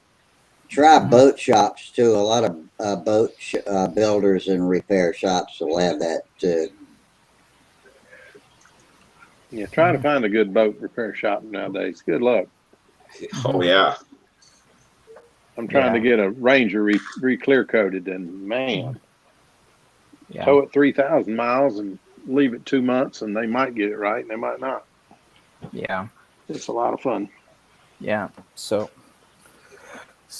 yeah, I'm still I was contacting these guys that do composite work, and they build parts and stuff like that, and they what they do, they just use wax in a mold. That's it. No PVA, nothing else. And they put stencils in a mold, and they paint inside the mold, make the parts, and then when you pull them out, you have the painted part. But they use 2K paint because it's compatible with the release system. Oh. So that's why, you know, just I think it's just not going to be too heavy to put some stripes and stuff like that if I can get them in small quantities. You're talking about embedding the finish into the actual material. That's the way they make bass boats. Yeah. Or where they used to make Ranger. Get on Facebook and Al Ferrero. He has top-notch stuff when it comes to body shop stuff. If You seen his spray? Man, we hadn't seen Al in a coon's age. I wonder how he's doing. He's been flying, so I'm wondering if they're getting ready to go to the Nats or not. I think he is. What I was going to say is that you can talk to him, and he might be able to get small amounts, or if he paints a car in a certain color and there's some left over, he may be able to jar that up for you. Yeah, there's always leftover. Yeah, that's something like that I would be interested into. So maybe it's a body shop that has a bunch of different colors, and they say, well, make a couple bucks off of that, whatever. Once it's mixed, what's the shelf life on it? The paint is not two-part. Paint is one part. Yeah, you have to add the catalyst to it, and then you have to add the thinner to it to use it. Otherwise, it's not going to get probably hard. keep it in the refrigerator, and it's got a good shelf life. No, I'm not going to put it in the fridge. I'll be right back, guys. Sorry. I tested that, and I got a can This tomato soup refrigerator, red paint. and after 2 years, the ball will still move in it. Wow.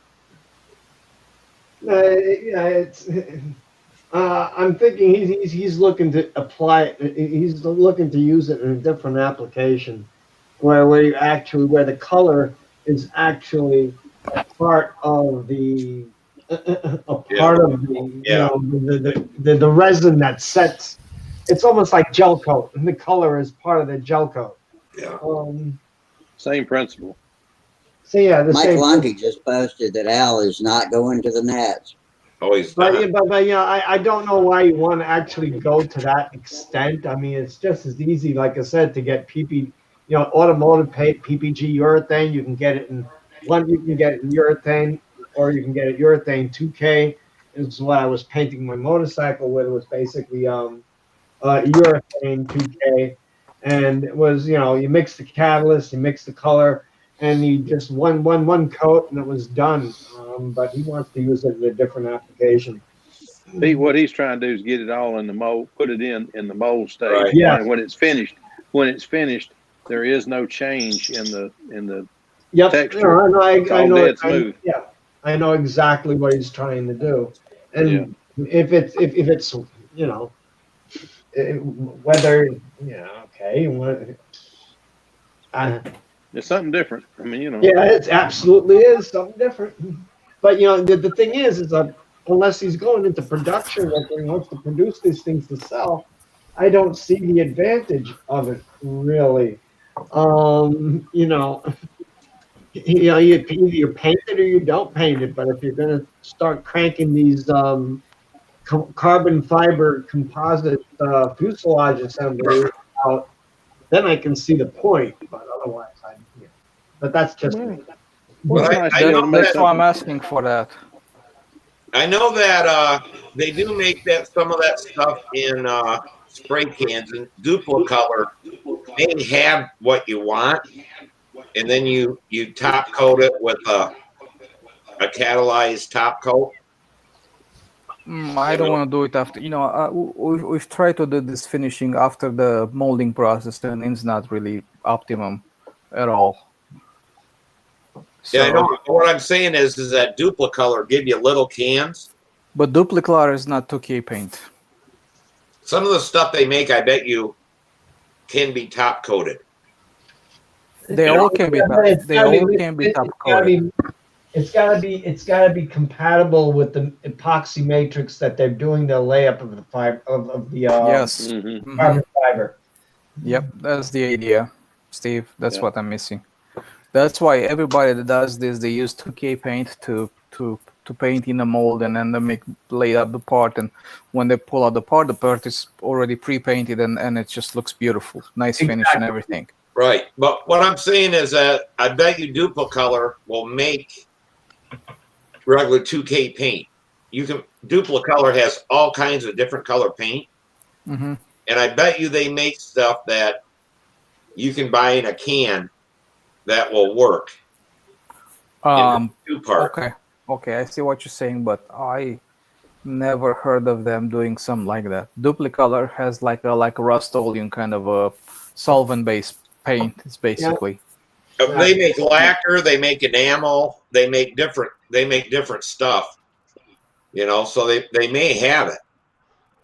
I'll take a look at it. Yeah, Also- that almost makes sense where you're talking about a clear and adding a pigment powder to it. That may be actually your best. It doesn't work. The easiest route to do. No, Peter, it does not work. I work for a paint company. I work for a paint company. It does not work. If you add color to a clear, you get a see-through color. Candy colors. Yeah, you get a candy color. That's what candy apple colors are. That's just tint to a clear. Yes. You can't. You have to have a base. Or tint base. I can see that. Go into Home Depot and just try to get a paint for your wall. They'll have different kinds of tint base for the different colors you want. Yes, they start with white or with something. Right. And yes. I mean, everything, even white, we'd grind white to a base. And then we'd add blue, yellow, red, whatever to get your color of white you wanted. Yes. And it was just drops of it to change the color of white. Black was ground as black. And then we could add blue and stuff and red to that to make the color black you wanted. The rest of the tint bases were kind of a grayish color. A real off-white or really kind of beige. And we could make eggshell. You know, but you got to have coverage. You have to have something that blocks, you can't see through. Yes. And if you put enough of blue or red into paint to make it see, so you couldn't see through it, you had thousands of dollars into it. Because some of the reds we had was $1,000 a pound to make tint base. We had a blue that was even more expensive than that. The most expensive we had was John Deere Green. Steve, what was the name of that guy in Facebook you said? What? What was the name of the guy in Facebook? That You know Al Ferraro, he comes on here. Hold on. Albert Ferraro? Yeah. Okay. Oh, I know him, yeah. Yeah, I mean, if you watch some of his videos, I don't know, 2 weeks ago, a buddy of his was over there painting an airplane. When you seen this paint booth, it's like, oh my God. Probably a $500,000 paint booth he has there. So I know he pits his own color. He has that kind of setup. Oh, wow. Maybe I could just arrange something with him to get some, you know. And he'll be able to tell you that you might be able to get like a white. It may be a Chrysler white or a GM white or something like that that they buy in bigger quantities. You get a little bit, or a Mercedes color or something like this. You know, that's newer. You know, a lot of the stuff that they do, they have to tint. You know, like when Samantha's car got wrecked, they had to start out, and then my buddy, he was a painter, and then he ended up spraying all kinds of things and matching color because it fades and all that. You know, and you can match it that way. But they do make stuff in bigger quantities that he may have and just, you know, pumps it out or pours it out or whatever. But Al would be your best bet to find out how to get small quantities of stuff. You know. I get it. What you got there? Colored gel coats, but yeah, gel coat is very heavy. Yeah. Yeah, but you don't need that much of it. Yeah. And then there's your color palette right there. I mean, there you can go. That's 1, 2, and they go on and on. But the thing is, color gel coat is compatible with epoxy finishes. Basically, Oh, I know that. Yes, I know that. Yeah. So, like I said, class coat, they will custom tint you colors too, but you know, it depends on what you want, what color. Okay. If you can get the number, they can match it, and then Yeah. they'll pour half a pint for you because they did me. Yeah. Right. And that might be your best way to go is class coat. I mean, a 1 gallon for color gel coat is $62 for a gallon. So 143 for a 5-gallon can. So it's not really all that expensive. Although I don't know what you would do with a gallon of this stuff. Build a boat. No, I just need very small quantities. Bill could do his own boat. No. Been there, done that. No. That's the reason I'm willing to pay somebody to do it this time. I want it done right this time. Everybody kept telling me, "Oh, buy this stuff, put this on, let this dry good, and then put this on there." No, the trick is you don't let it dry all the way. Now, I didn't know that. They told me let it dry 2 or 3 days and then put this on top. It didn't work. So now it's got. Now you're painting on glass. Yeah, exactly right. And it's just, I said, let's just take it somewhere and pay somebody who knows what they're doing, get it done right, so I don't have to do this again in 2 years. Because it was beautiful for 2 years. But then I put my foot on the side of the boat, trying to set the hook on a fish, and when I got through, I noticed, hey, that looks like a crack in the side of the hull. And it was. The clear coat had cracked. I said, well, next time we do this, we're going to do it right. Let somebody do it right. But a lot of people won't touch it because Rangers have a lot of, it looked like sparkle on the side of the boat. Yeah. And if you go to sand that, if you sand it too hard and sand through the top coat, then you've sanded into the silver fleck, and now you've got silver. Yeah. And it's just a mess. So you got to know what you're doing. Yeah, because the metal flake is in the clear. It's not in the Yeah, and you can sand through that real easy. It's real thin. Yeah, when I was younger, we did a boat, but we changed the color because of that. Yeah. And basically what we did was just sand the whole boat down, taped it off, and painted it like an airplane, and then clear coated it. It looked nice, but it didn't look like it did originally. Yeah. It's hard to beat. It's hard to beat those guys that do one boat at a time 17 times a day. It's hard to beat those guys. Absolutely. Yeah. So I'm looking here right now at this class coat, and it's half a pint is $19, which I don't think is bad. No, and then you got to buy the hardener. Yes, of course. Yeah. And that doubles it, but it doubles the amount now that you have. So 1 to 1, I think. Yeah, and now look, I have the bright red, the bright orange. And I have a custom mix. Oh, wow, look at that. If you talk with them, they can tell you what people have used it for and how they used it and all this kind of stuff. Because when my brother got his, he was telling him how he wanted to do it for this speed airplane and stuff. And they're like, okay, here's how you got to do it. And, the clear coat, top coat, whatever. And they were talking about molding it. And so, yeah, these guys, he really knows the stuff about this epoxy paint. Yeah. If you tell him what you want to do and how you're going to do it, he'll probably tell you if it's possible or it's not possible, or he seems like a real good guy. Yeah. Okay. Thanks, guys. Appreciate it.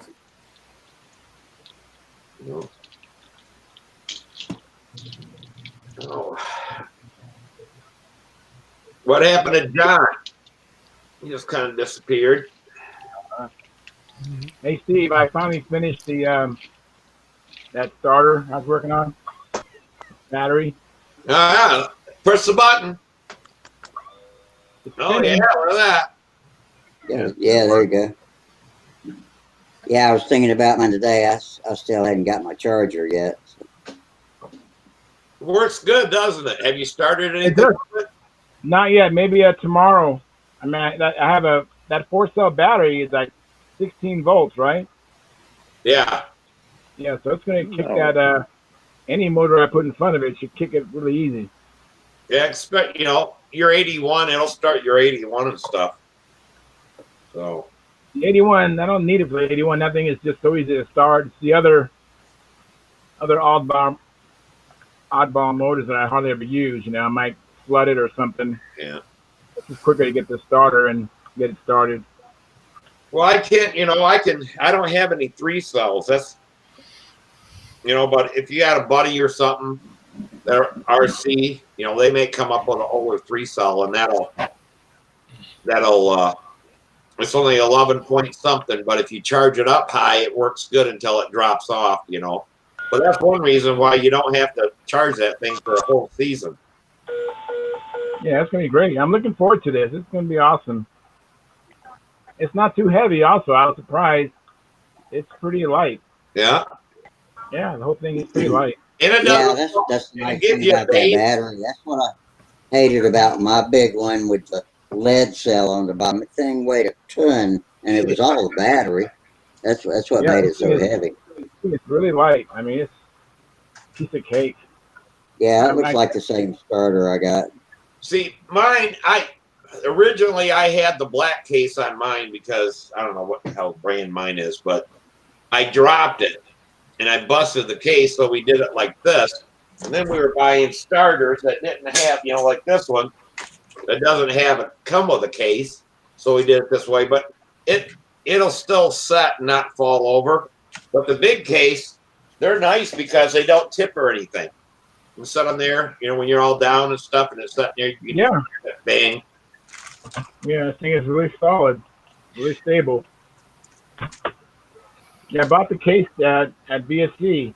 That guy Bill's Hobbies, that one van guy. Bill the hobby hippie. Yeah. Yeah, I bought it off of him. Man, that guy gets around. I wonder how many miles is on that van. I'll tell you what, though, he's got quite a rolling hobby shop, though. Oh, I was very impressed. That's one of the most impressive hobby shops I've been to, second to Brodax. It's all period prices on his stuff, too. Yeah. It's a hobby shop, apartment, all in one. Yeah, exactly. Yeah, he lives in his hobby shop. Did he tell you about his pet largemouth bass? I don't remember. That was one of his favorite subjects when I was at Triple Tree last year. He wanted to tell me all about his pet fish. Full-size largemouth bass. He has a pet fish? Yeah, and the fish likes to watch TV. Wow. I guess you can domesticate just about anything. I guess so. A buddy of mine had a pet largemouth bass, but I forget what it cost him a week to feed the damn thing. That they eat so much more than, like an aquarium fish or whatever. Yeah, well, it's in constant motion, so I guess it probably uses a lot of energy and needs a steady supply of fuel.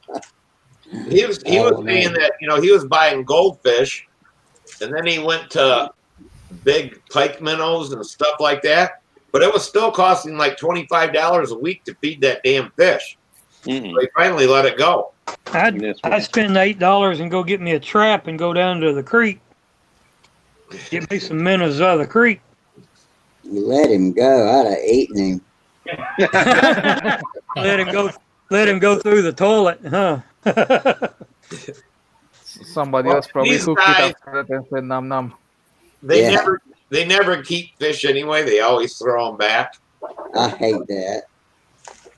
But if you're going to catch a whole lot of fish, especially if you're fishing for TV, it just kills me when they keep, catch these big, beautiful bass and stuff and just throw them right back. And I'm thinking, Fish fry, man. Fish fry. Ain't nothing I love better than a good old fashioned fish fry. Around here, they all go to Lake Erie and get the walleye. They keep them and they eat them. Uh-huh. A buddy of mine won the regionals for the Redman Bass Fishing Tournament.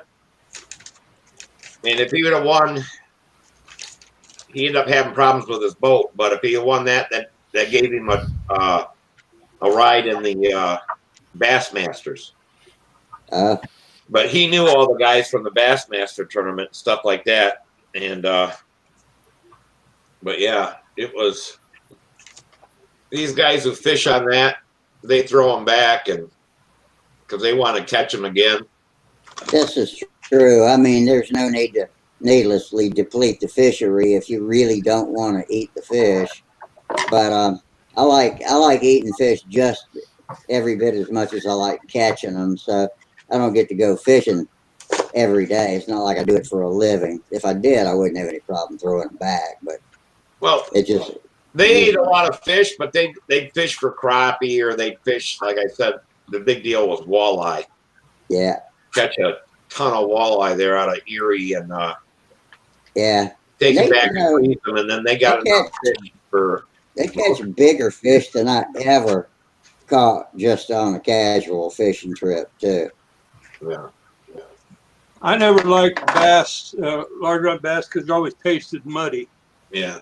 They do taste a little like dirt. I like saltwater fish. If I'm going to eat fish, I want saltwater, because I think they taste the best, way better than freshwater fish. Anything out of saltwater pulls harder and more fun to catch and more fun to eat too. Yeah. Bass are greasy at best. Now I'm going to the beach next month for 2 weeks. I like catching. Now you're just bragging. I like catching salmon. Love salmon. Put that on the barbecue. Oh yeah. They're okay. They're different though. I like a good fried fish. So flounder or whiting or spot tail bass. Well, they call them redfish these days. But anything like that.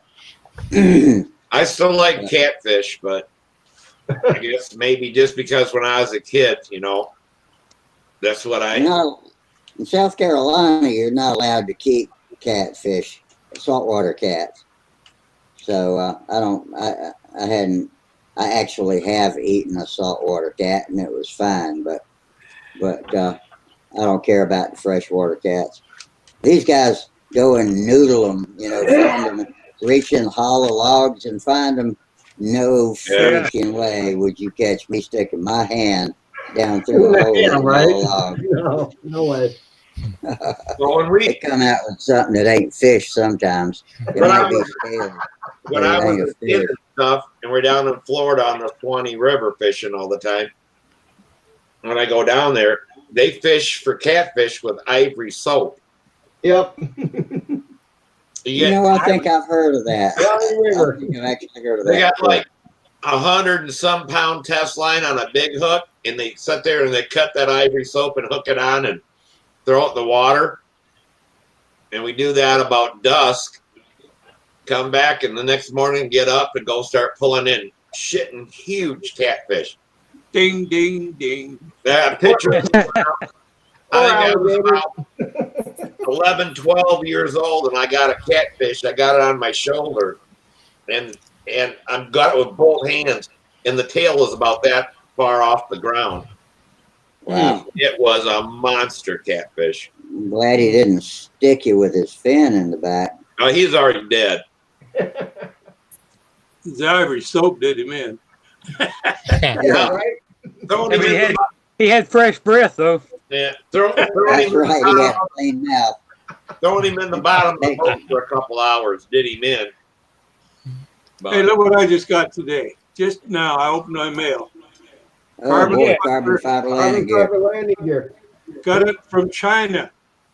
Oh, that looks awfully tall. Well, it 6 inch, 5 inch. It's just about perfect for the Vanguard. Okay. Yeah, I just checked it up alongside the plans here, and it's about perfect. Nice job. I don't know. I didn't realize they did that nice looking work. You guys see that okay? Yeah. Yeah, How that's much good. was It is pretty. It's How even much- It is pretty. it's how even much was it? airfoiled a little bit on the leading edge and trailing edge. I think it was like $15. Worth Damn. every penny. Wow. That is worth every penny. We're screwed. Pretty stiff. Anyway, thought you might be interested. Yeah, it's pretty Yeah, stiff. Snap. Oh, crap. Yeah.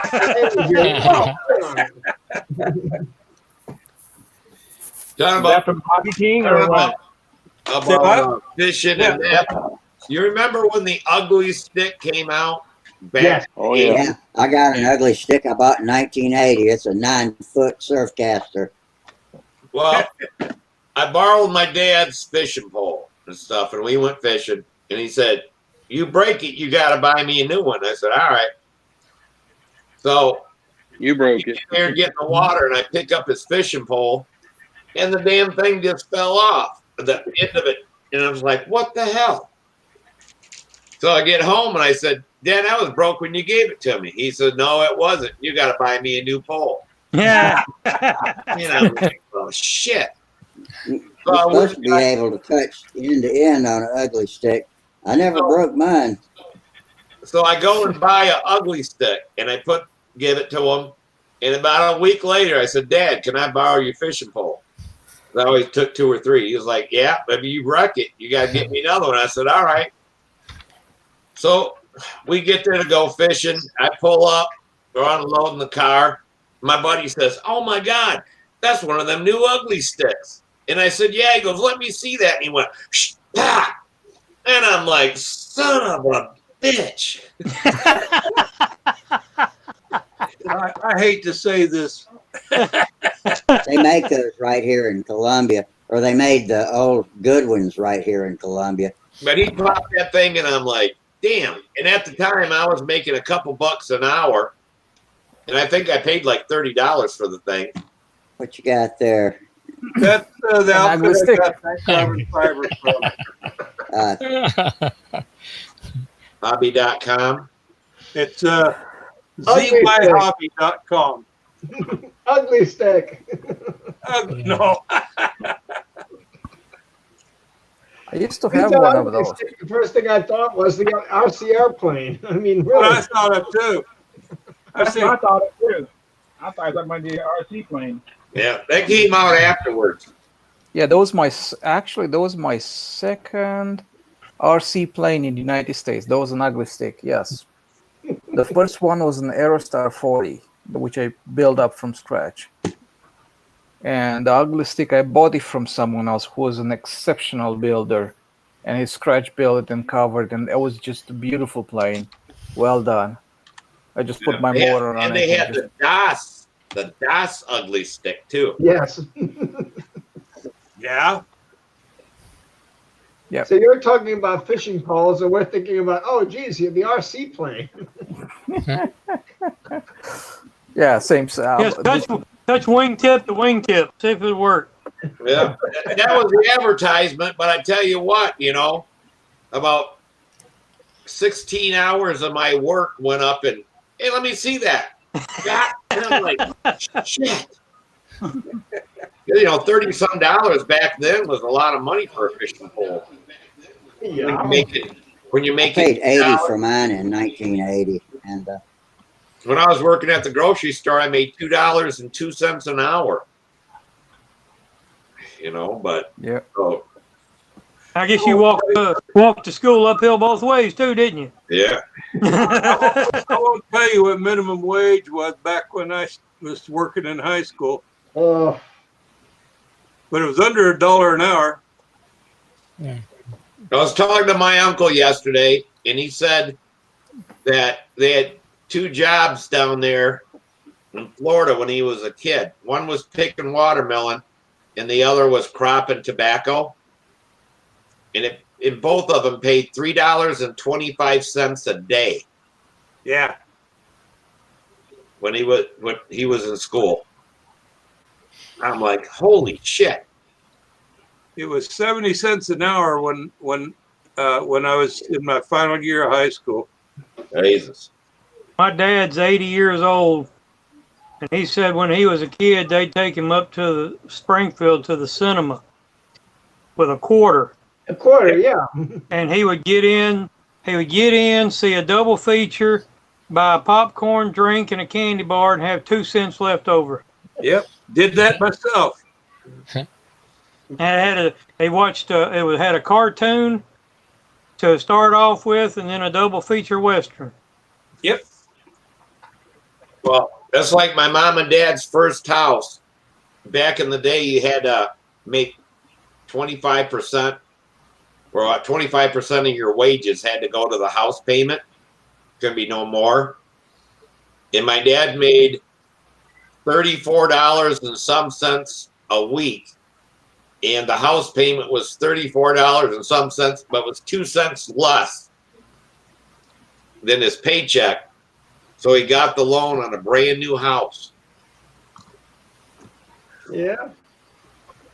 Yeah, it's like, you know, and when I had when I got my first muscle car, gasoline was 75 cents a gallon, and I thought it was outrageous when it bumped up to $1.25. Oh yeah.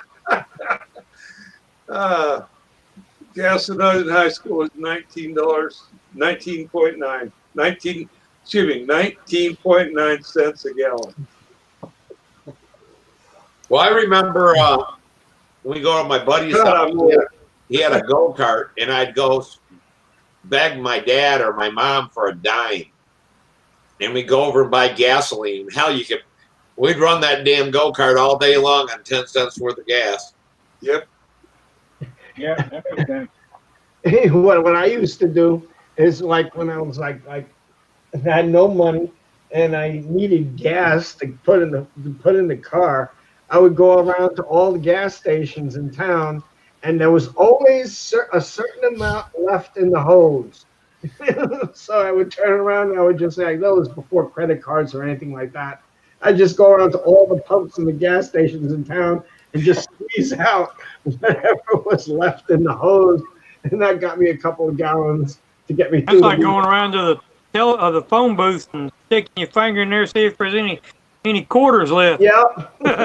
I used to, when I was really little, I used to go up and down the ditches, the irrigation ditches alongside the road, looking for soda bottles. And I'd turn them in for 2 cents a bottle, get enough money to go to the movie. Yeah. Somebody. Yeah, look at that. It's Rusty. Yeah. Not much of a fish, Can I though. make You got a very serious fishing rod there, Rusty, but let's let your cat. Yeah, I know. I got a lot of pictures of me with fish, but that ain't one of the big ones. That's a little whiting. But yeah, that's a ugly stick I bought in 1980, and it's fished every summer except for the last 2 when I wasn't able to fish. And Why just going to the beach. Rusty, come on. Why can't you fish? Because I've been broken. Yeah. I've been broken really bad for the past couple of years. Hell, I got broken on 4th of July. I don't know if you guys can. Ooh. What happened? That's not broken.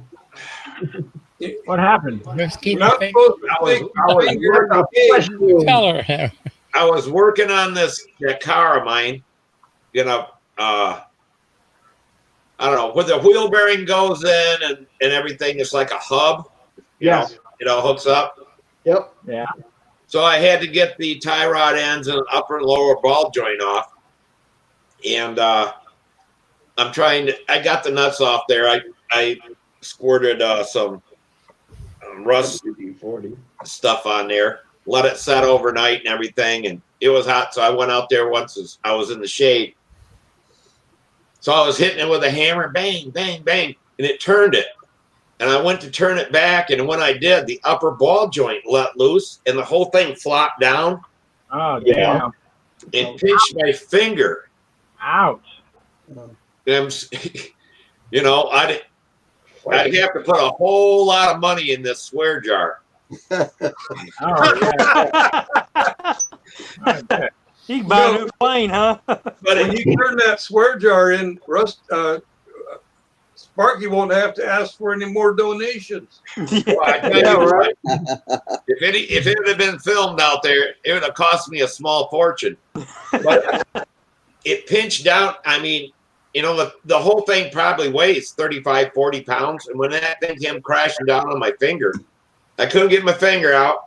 I grabbed it. Somehow I got it up and I jerked my finger out. When I did, I lost my balance, went down and landed on my left hand on the cement.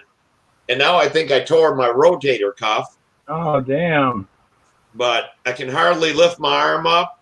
And Samantha's like, Dad, you got to go to the hospital. You got to go to the hospital. And I said, I'd go there if they give me any pain pills, but they won't give me any pain pills. So, hell, I might as well stay home and deal with it. Wonderful picture, Rusty. Hey, Rusty, That was your Rusty, did you significant catch other. that mermaid? Yeah, got her. Still got her too. Ah, Oh, wonderful. Wonderful. Absolutely Let's wonderful. see. That would have been in a couple of weeks on July 14th. That will have been 37 years ago. Holy shit. That's Congratulations. okay. You live close to the beach?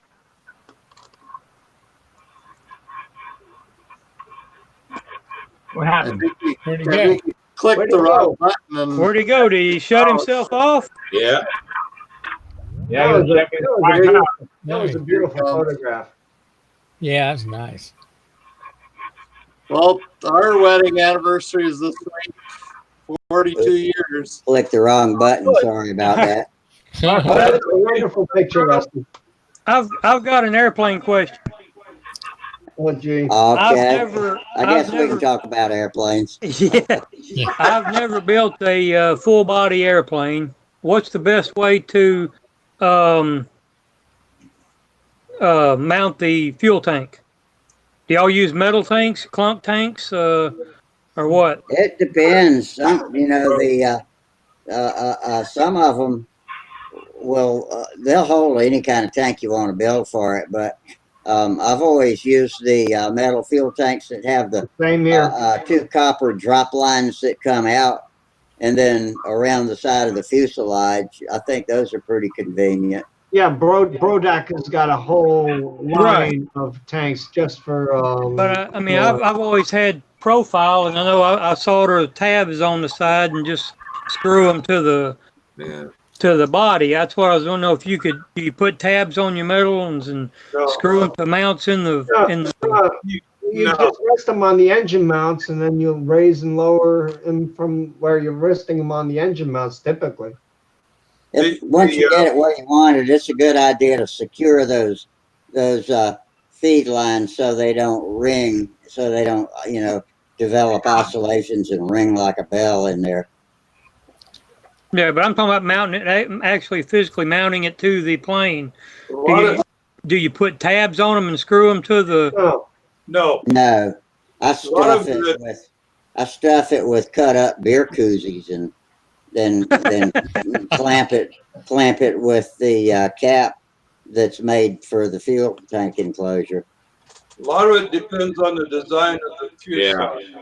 Some airplanes, a lot of classic ones, have got a shelf and you slide the tank in there at the front. And they can't come out because the engine's in the way. And they'll usually put some foam or anything like that in there. But you've got to be able to have the ability to shim the tank up or down to even out your engine run, right side up, upside down. Right. I use RC clunk tanks, plastic tanks. That's what fits the Nobler ARF perfectly. Is one of those Dubrow, either 4 or 5 ounce tanks behind a FP35 or something. That's a perfect fit. They slide right in and sit tight. What airplane you looking to build? Oh shit! I've got 22 blueprint, so I don't know. Oh, okay. Right Because now I've got this body for the Super Chipmunk. Okay. All right. All right. Somewhere in the I don't plans, have there any. will be, I don't have any of the blueprint plans or anything like that that shows how to mount it, how to mount the tank. I mean, I know the tank goes in here, but Right. because I got my Mike Lonke started this, and I did some trading with let him. me see something. So I don't know. Let me see if I can find the plans for that. Because I've been looking to find the plans to buy just the plans, but if you're gonna scratch build and you're gonna do like Randy's airplane, whatever, I would use a pad, a motor mount pad, so you can lower your or raise your tank if it's upright. Because I always got the problem with a metal tank is I can't get it up high enough in the fuselage to get the run right, both inverted and upside Yeah, down. you got to move the engine sometimes. So instead of the tank. If you buy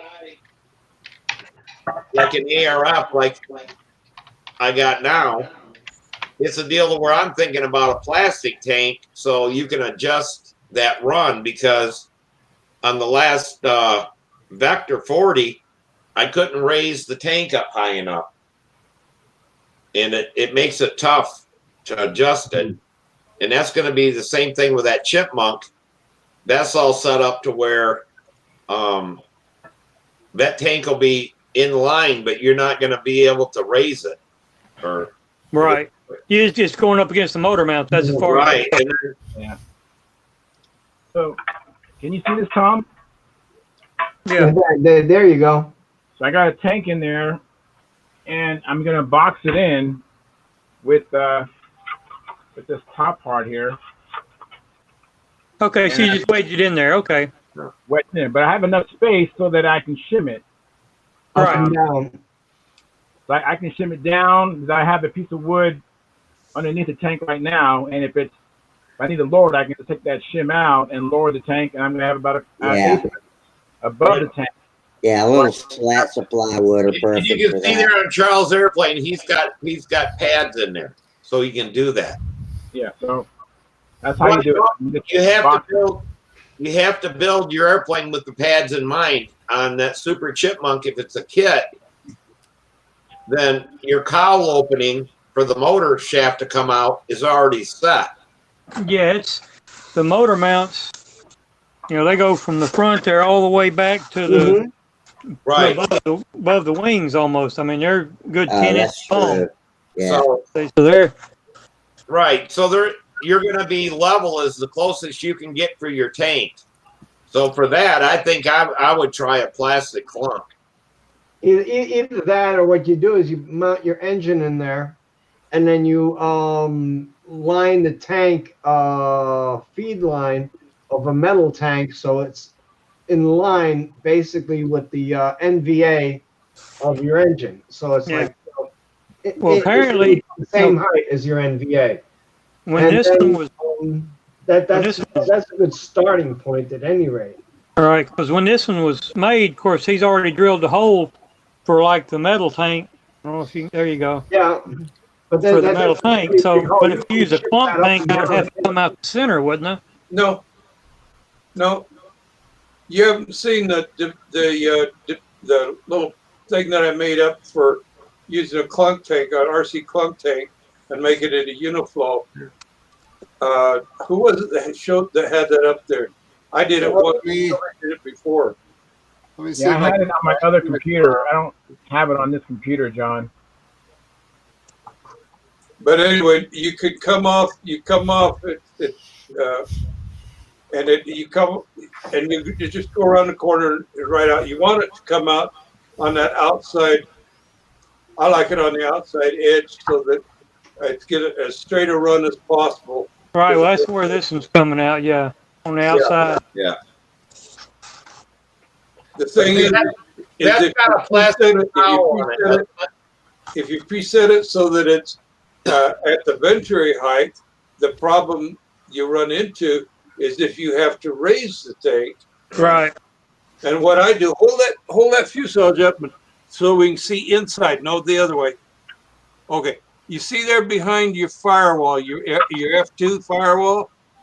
When I build, I'll take and do two things. One, just on the other side, I'll router that. I'll take half of it all the way clear, all the way out.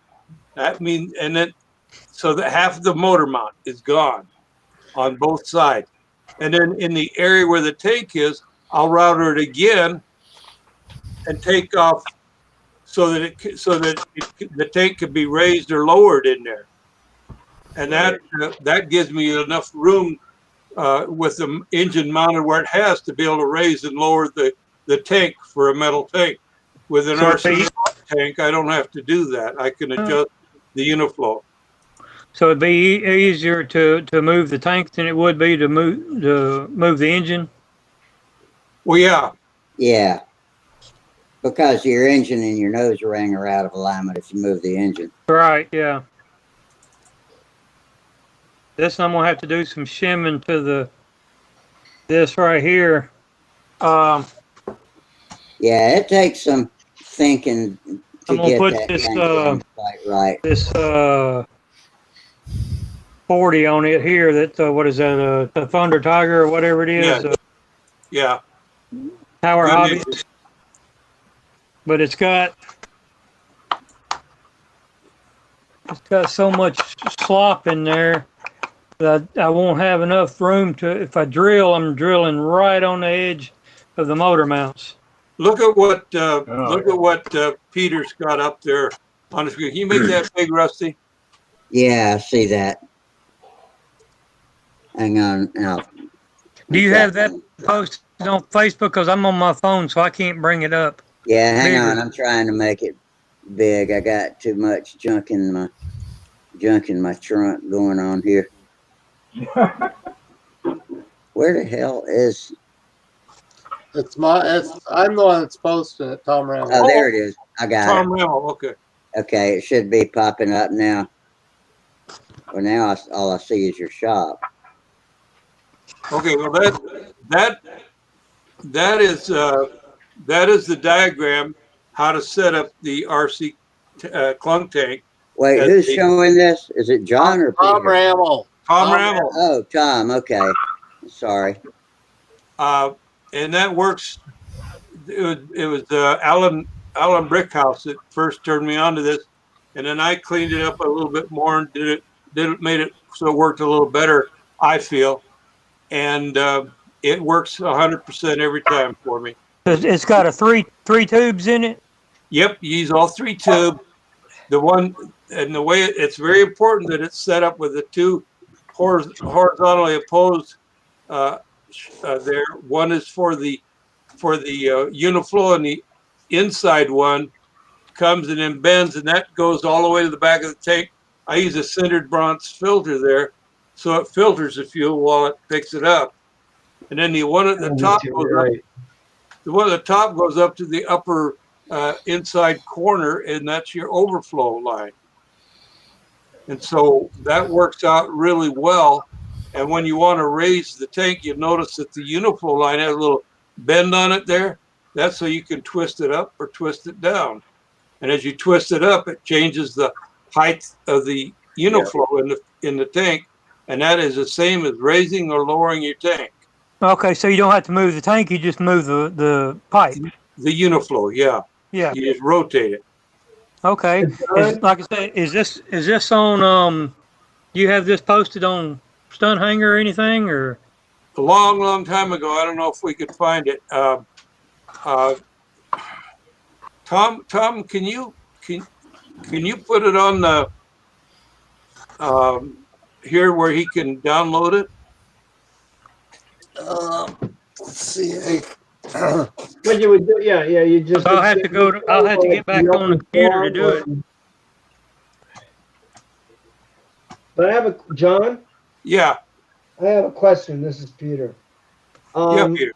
I I saw a version of the same thing where the Uniflow was on a plastic, not a plastic, but a flexible tube, and it was tied to the to the input line. So whenever the input line went up and down, the Uniflow vent would follow it. Think I about never it for a could get minute, that Peter. to work. Think Okay. about it. I've seen, Never mind. the thing is, I'm saying I've seen it done that way. Yeah, think about why that doesn't work the best. When your clunk flops, what happens to your Uniflow line? What happens to the end of it? It Well, raises or lowers. if it's tied to the clunk, it follows it right along. And when it follows it, all of a sudden now the Uniflow shows that it's changed. It's like gone up or down. Yes. And so then it messes up the Uniflow effect. Yeah. Okay, well, I just took a screenshot of it, so I'll have it on my phone, Okay. and I can transfer that over to the computer to get a bigger picture of it. I've tried them all, and John's way is the best. I mean, I forget who showed me that a long time ago. It works the best. The one thing about it, if you solder the two lines together, you will suck bubbles from your Uniflow into your pickup if it's too close.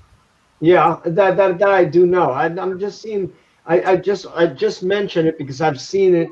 Yeah. Okay. Some people do it that way, but of course they also mention that you have to keep the Uniflow line far enough away from the pickup so you do not pick up any bubbles. Well, when you tie the two together, it's like you're sitting in there every time that clunk moves. It's like you're turning the Uniflow up or down, and you're changing you're not getting an even run. And that's why a lot of people say, I can't get a Uniflow to work for me, or I don't like them, or whatever. I'm just saying I've seen it done that way. No, I agree. Why some people decided they wanted to set it up that way. A lot of people think that would make for the best Uniflow run because they think about a hard tank has got the Uniflow end of the Uniflow tied to the end of the tank, but you see they don't have a clunk moving up and down in there. Okay. Yeah, the only clunk tank I have is on my Tudor 2, the one that came with it, but it's just strapped on with zip ties. So that's the only clunk tank I've ever messed with. So I don't know much about them. Yeah. Well, clunks, if you do it right, clunks can be really good. Mine. Yeah. I love them. Absolutely. Mine work excellent for me. Here's love them on what profiles. John's talking about on the when you nod that. Yeah. Right. Yeah. Okay, so you're just shaving the motor mounts down. Right, because now you can lower that tank down off of the center line of that motor. Right. So that'd be hard to do now that it's already all in. And then the other way, if you don't want to use a clunk tank, you got to make up something like this. No, that's these work really good, but they're a pain in the ass to build. Of course. What is that? Can you It's make it out? a made 4-ounce tank. With a cutout for the motor mount. So you got this goes below the engine bearer. Oh, I see. Oh, okay. And you can shim that up, but it drops it down far enough that it's usually too far. And it's got a little step built in there so it'll hold square. But that's very interesting. It's a Uniflow, but it's a custom built one. Never seen it before, Steve. That's pretty cool. Yeah, who built that? You didn't. No, I didn't build it. It was built the guy out of Detroit. I'm trying to think his name. He builds his own motors and stuff. Oh, gee. I would imagine. God, I can't. But he's a big free flighter, and that was something they came up with. Yeah. Well, guys, I'm going to sign off. All right, Tom. Hey, Tom. Good. All right, Tom. Good evening, man. Look at that. He's got 3 monitors behind his head. Have a great week. Tom is an electrical engineer. Ah, And he's got his own CAD system. He's got his own printer. He's got, he's got all the fun toys in there. Oh, I know what I was going to ask you guys. And I seen it once on TV. as seen on TV. As seen on TV. Uh-oh. And it's like a foot long. They call it some kind of sticky tape. Okay. And you can cut it to length, and you're supposed to be able to put up stuff on the walls and all this kind of stuff. Right. And it's kind of clear looking. And once to reuse it, if you wet it and clean off whatever, you can reuse it. Well, I thought it was a bunch of crap. And Samantha talked me into buying, that deal to hold your phone or whatever in your car. It has a little suction cup on it. Okay. This thing is made, I guess, in South Korea, but it has that suction cup made out of the same material as what's advertised on TV. And that is the best stuff that I've ever came across in my life. It's gooey, kind of. You can flex it. Mm. And it will, how your dash has little imperfections in it, looks wood grain or whatever. Yeah, it's got a texture to it. Yep. It will stick to, that thing will stick to wood grain. And I'm like, I don't believe it. And I put that in that car and rolled up the windows, and we've had 95-degree days. It's still right there in place. And you pull this little tab to kind of release it, and you can work it off, wash it off, it'll stick right back on anything again. It's the cool. But I'm wondering about in the hobby, if that stuff wouldn't work to stick a gas tank in and stuff like that. But it shows in the commercial that you twist it and it comes, come off, But I tell you what, it takes a lot to get that stuff to let loose. But I won't pull paint off or anything. But I only seen that commercial one time. Well, I don't watch TV, so I've never seen it. So I don't know what you're talking about. It is really neat stuff. I don't know who came up with it or whatever, but they're showing, so you don't have to poke holes in the wall for putting stuff. I've seen that stuff. Yeah. Yeah. But it's not like that 3M stuff to where you can stick it and you pull it. It's one use. This is just multiple use stuff. Wow. You take water, it'll take off any of the dust or whatever's on it, and it'll re-stick. Wow. It's just some kind of gooey stuff they make up now. I don't know. Yeah. I kind of got a feel for what you're talking about. It's just I'm trying to think. Is that it ages rather fast?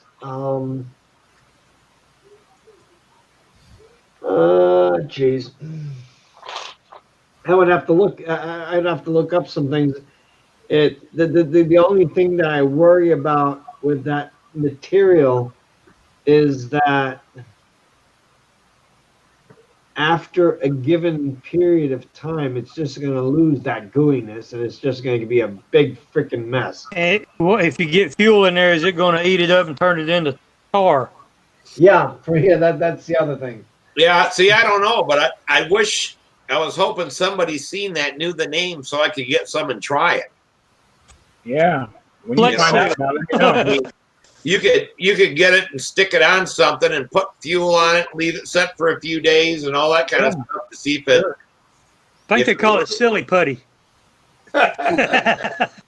It's probably it probably is along the same lines as if anybody anyone has gotten a mailer a something in the mail that had like a fake credit card attached to a piece of paper. Yeah, I call that away. booger glue. It's got that real sticky.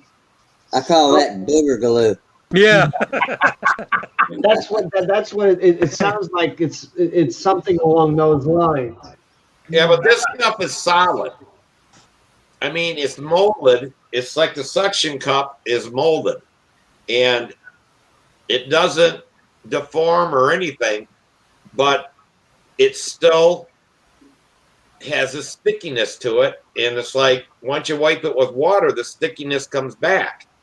Wow, that sounds terrific. Yeah, when you find out about it, let me know. I'll try it. But on TV, it was in like 1 foot strips. They were 1 inch wide by 1/8 inch thick and like a foot long. And you got so many of them in a pack. Hey, I'll keep an eye out for And that. you could cut That it with sounds a like pair of something I'd scissors. like to have. So the commercial was around what application was it? They were just showing all the stuff you could just stick things to. It was like a vase on a table, and you didn't want to knock the vase over. You could put that down. You could hang pictures on the walls. Okay. Put the dog on a short leash. Yeah, and I think they had it like on a boat. You know, if the boat was rocking, you could put a can or whatever you had, stick it down, but yet they just twist it, it would come off. It was cool as hell on TV. I'm like, yeah, that won't work. But Samantha talked me into buying. They had some kind of open box thing at Amazon, and these things were regularly like 50 some bucks, and they had them on sale for $12 because the boxes were wrapped. And sure as shit, when I got it, the box had damn hole in it and stuff like that. But it was brand new inside, still in the plastic bags and stuff. And that thing is the best deal I've ever had to hold something in my car. I'd like to, yeah. I'm going to keep my eye out for that. If I ever see it, I'll pick some up if I ever go back to a store again. All right. One more thing, then I'm out of here. John, did you use the regular rectangle tanks or the slant tanks? I use the kind of the rectangular ones. The slant ones are kind of tough because of the being on a slant like that doesn't line up well. But if you come straight out, then it lines up well. Okay. Slants are good for profiles, but for a boxed-in fuselage, I think, yeah. I was looking at here, Brodax. Tank. A 4 ounce from Brodax, like $7.40. Right. Be sure and get you that sintered bronze pickup. Where do you find one of them? It's Might come with it. No, it comes with a hard metal one. It's a Dubro. Yeah, it's a Dubro. It's a pretty decent filter. I've been running them for years and haven't had any problem. I've even actually had one on my pickup inside my jug of fuel, so that I could draw it through there, and then so it gets filtered then.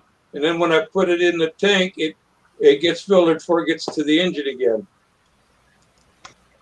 There you go. Super sticky, removable, non-slip. Don't try this at home. Huh.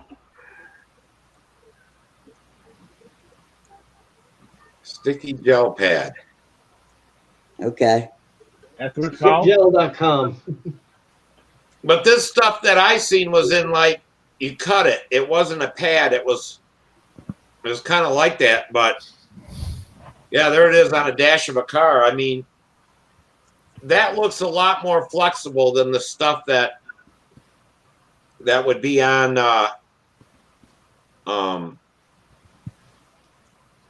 This that is thing that I spelled, got in my car.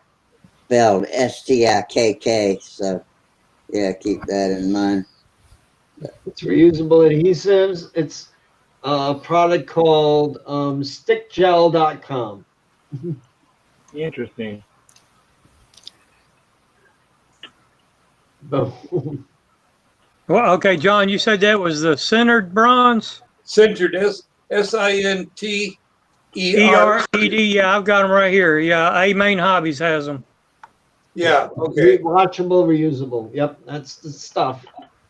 All right, guys, it's been fun, but I'm out of here. All right, take it Okay. easy. Take care, man. Have a good All right. week.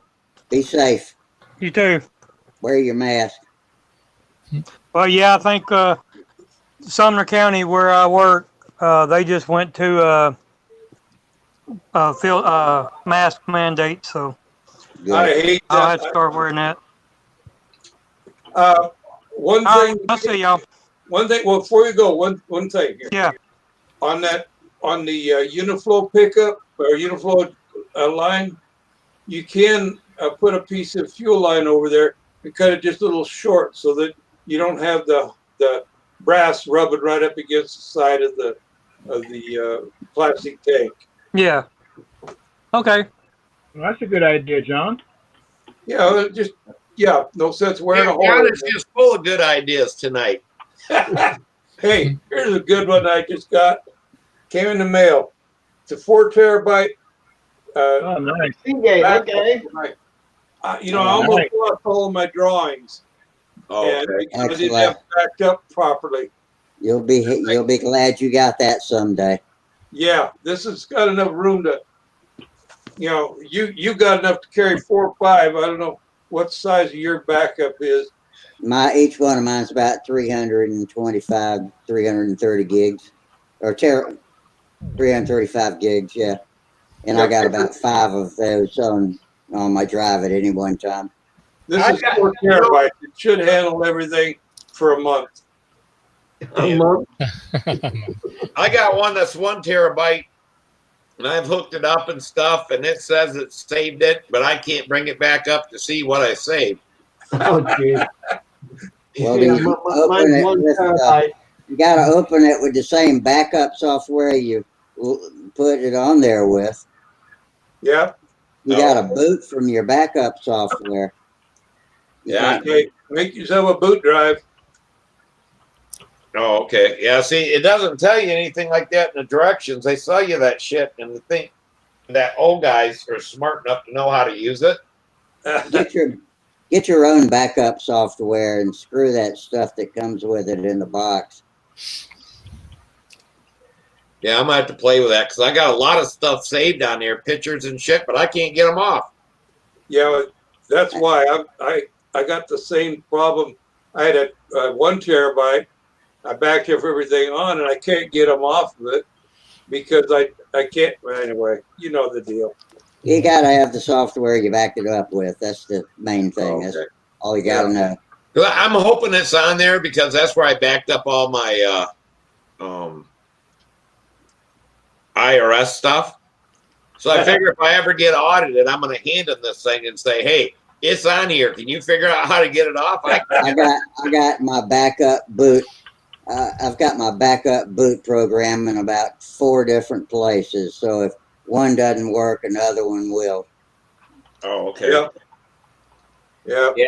I need to get on here and play with this shit more. And I just get frustrated and say, screw it, and throw it up there on the counter and say, well, I can plug it in and download to it. I can't get it out, but at least it's there for. Told Samantha, if anything ever happens to me, all my shit's backed up on here, but I don't know how to get it off. Yeah, like my drawings, I intend to park copies of my drawing files about 4 different places, including one out of the country. That way, if the shit that if the house burns down, you need one off site. Yep. You also need and your backup software too. The stuff you booted it on there with, you need to have a copy of it. Yep. Well, that's like Samantha. She does the cloud stuff, but I see on TV all the time or hear about someone hacked the cloud and got everybody's pictures and this and that and everything else. And I was like, I ain't doing that cloud thing. Cloud's good for some stuff, but not for your valuable, recovery files. I just don't trust the cloud. There's some things that I do trust it with, but it's not something to trust my life with, Yeah, you can't trust them clouds. A whole bunch of them have been going over the last 2 weeks, and it hasn't rained once here. What was that guy's name in Little Abner cartoon? He always had that black thundercloud over his head. Oh, yeah. It went everywhere he went, didn't it? I don't remember. I don't remember his name either, but I've never forgotten him. So Sometimes Rusty, I feel like him. Rusty, what have you done to your computer? You haven't broke up or been out of sync all night tonight. Just lucky, I guess, because it sure did not want to work before the show started. No. I was screwing with it and it was crashing, and I finally got it one last time, wondering if we were going to have a show. And once I got it, I was left it alone, and it's been fine. Now it has quit one time. I had to restart my browser, but just luck. That's all I've done tonight. Oh, okay. I was gonna say, Bad luck. if my computer's been doing this, I'd have to take anything I could throw at it out of the room, because it pissed me off so bad. I'd want to be breaking shit. Yeah. That's called percussive maintenance. No, they're 1.25. See, I swore I stayed on here You too did it? long tonight. That's 3 tonight, buddy. Is it really? Yeah. I caught myself after I said it on 1. Yeah. Well, you know, one more and you're up to $1. You know, wow. Well, one thing about it is if I head to North Carolina or whatever, well, no, Rusty will come up out of South Carolina to see me to get the damn. Oh, there's another $1. Get the motor going. And you've been doing so good, Steve. I know it. I think because my fingers hurt so bad. This thing right now, I know that my heart's working good because I feel it beating every time. Throbbing. Yeah. It's just, I mean, for 3 days now, this thing has just been throbbing, you know. When I first saw it, I was going to tell you, you're supposed to not put your fingers in that lion cage. Oh, man. It hurt so bad. I broke out in a sweat. I thought I was going to throw up. That's a lot of pain. And it's like, you know, I must have been cussing like a sailor. But bleed all over. I mean, I bled all over everything. I had shop rags wrapping it up, and it finally quit bleeding last night. But it does leak a little bit of like clear red stuff every once in a while.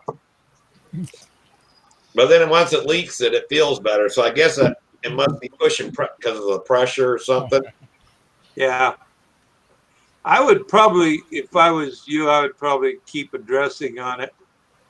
Definitely. I usually do. I took it off a couple hours ago because it makes your skin all wrinkly, you know, and stuff. And I figure, well, I'll let some air get to it and dry it out some.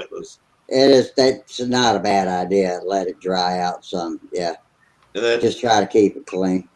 I'll jump in the shower here after I'm off of this, and then I'll rewrap it. I got 2 things left. I don't even know what you did to it. How'd you injure it? I was working on that car, and the upper ball joint let loose. I took the nut off of it, but usually they're on there so tight that you got to whack them and stuff to get them loose. And I was working on the tie rod end, and I couldn't get it loose. And it turned it, so I figured I'd go back and turn it again so I could hit it at a better angle. When I grabbed it, the upper ball joint let loose, and it collapsed down, and that came across my finger. Pinched the crap out of it. Yeah, man, I think it broke my knuckle, but. Well, Steve, one other thing, you take a shower with it, and that's just be sure you cover it, even if it's just a gauze. You know, because you're going to take off the scab that's formed in the shower. It's going to soften it. Oh, okay. And so just keep her clean, and you know, you might want to try even if you've got some medicated. It's like Vicks, not Vicks. It's like it's triple antibiotic stuff. I've been working on it. Yeah, triple antibiotic. I can't think of the real name for it. Yeah. You got the idea, though. Yeah. Yeah, put some of that on it. 1, 2, 3, 4, 5. Don't listen to any of us. We're not medical doctors. I just know one of us has got an MD degree.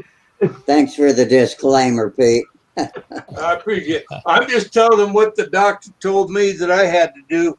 Where they Well, the doctor told me I should go get an X-ray, and I'm like, if they X-ray it and it's broken, they're going to put it in a splint and tell me not to bend it. This is true. Yep. If I don't get an X-ray, I'm not going to bend it because it hurts to try to bend it.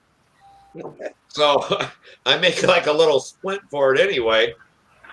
Yeah, well, in that case, get a popsicle stick, make sure it's clean, and bind it up, and just hold it like you gotta be like pointing for like a week. It won't hurt for you to splint it up. He's right. Because even if nothing's broken, but perhaps you might have busted loose a tendon or something there. Yeah. I mean, you don't need your fingers all crippled up like mine are. No, like mine, you do not want my fingers. Yeah. Well, it swelled so much that I can't even bend my middle knuckle, and I didn't even hurt that one. Yeah. Yeah. You know, but Yeah, take care of your hands best you can. That's just the best public service advice I've got, because now mine are useless. But I called the doctor to see if my tetanus shot's up to date, so that's good. That's all right, and it's red and stuff, but I don't think I got an infection in it or anything. So make sure the red doesn't. That's the most important thing to watch out for. You do not want to be infected. Is it No, warm? make sure that red does not spread. Right. If you see it streaking, get it looked Oh, at right absolutely. away. Soak it in Epsom salts too. That's always a good idea. Yeah, antibiotics are cheap. One thing though, when it all happened, I was kind of happy when I looked down and seen my finger was still there. Yeah. Because I really wondered if it was gone. Yeah. Wow. You know, but that edge would have been. It's right here on top of my shoulder. I don't know what I did when I fell. You know, I fell backwards and put my arm down and did something to the top of my shoulder. Does it pop when you raise your arm up? No, it doesn't. It doesn't pop. It just hurts real bad to raise it up. It's a medical video conference now. Going this way is where it hurts the worst. But don't do that. Yeah, I know it. Well, you have to. It hurt. Now it hurts. It only hurts when I do this. Ice it. But I guess shoulders aren't meant to take like 195 pounds. Not at our age. Traveling at I don't know how many miles an hour toward the ground. I did that a year or two ago on my left shoulder here. Yeah. And I had to have surgery. I messed up the meniscus. Got it all done in 2.5 months after the operation. I slipped and fell in the bathtub in the shower. Oh man! Guess what shoulder I landed on? Same one. Of course. You got it. Well, I did find out too. I finally got my lines, lead outs run through that wing. What a pain in the butt that was. Uh-oh. I can't wind. I can't pinch down to wind, and I was trying to do it with my middle finger, and I guess it's useless because it doesn't work right. It's like we gotta go. It's time to close this show. Yeah, of course. You have to screw up his right hand. He's right-handed. And then you can't use his middle finger. My goodness. And I try to use my left hand, but that's even worse. You know, that's just to balance me out. My left arm and my left hand. I mean, I couldn't throw a baseball or to do anything with this arm. I mean, it just hangs there. All right, the medical gripe session is officially over now. Our medical video conference. What do they call them now? But anyway, telemedicine. Yeah, it's over. What do they call it when you get 3 or 4 doctors in? A consultation is done. I don't know. What? What? Consultation. Oh. Oh. Yeah. Samantha just got her bill for. They don't even do they don't have video conference, and she talked to a nurse about a problem she had. They told her to call a week later, and she calls. Yep, everything's fine and all this. I'm feeling better and all this. She gets a bill for $125. I wouldn't pay that bill. Insurance, so long as you have insurance, you should take And care it of said no, because insurance, you got the copay. So yeah, they'd pay for it if you go over like $3,500. Oh, you I told her, I said, deductible.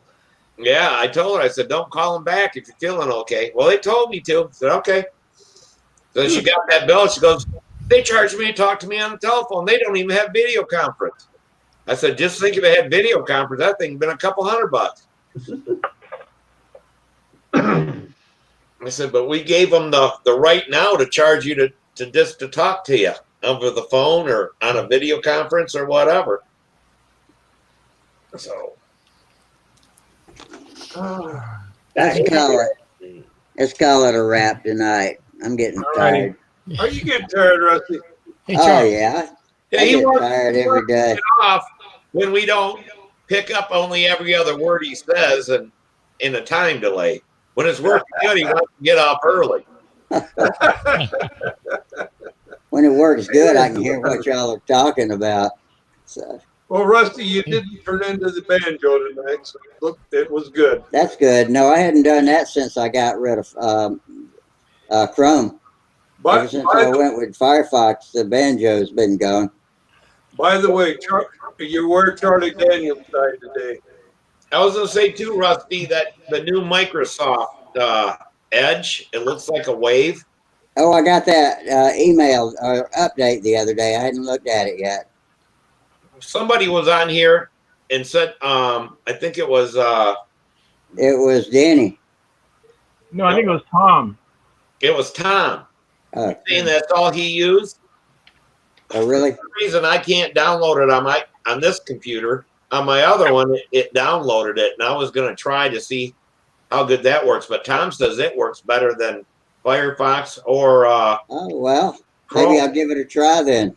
Yeah, Jenny said his works pretty good, and mine came in last Tuesday's update, and so hey, there's the banjo. Sounds better than the banjo. Yeah. Just for information, being a country western music fan, Charlie Daniels died today from. Oh no! I've seen that. Yeah. Okay. Oh man. Yeah. So I didn't realize he was that old. Yeah, right. Only 60 something. No, 80 something. He wasn't that old, was he? Yeah. What did I say? 85 or 83 or? 20 years older than me. Okay. Wow. Yeah, he was in his 80s. I'm like, wow. Not well, that makes it any better. I'll never forget the devil went down to Georgia. Yeah. That's a good song. And you forget, because I was thinking about that today. I'm like, when did the devil come down to Georgia came out in the early 80s? Yeah. That's a long time ago. We're talking about 40 years. Yep. So.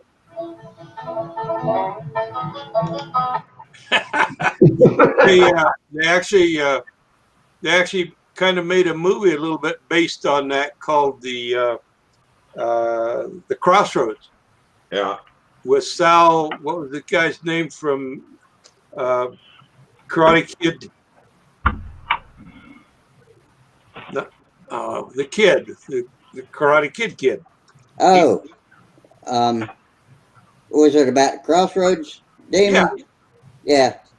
The devil was down there in Georgia as well. That's where he wound up. And who was the other guitarist? Gosh, I can't remember now. But yeah, I remember that.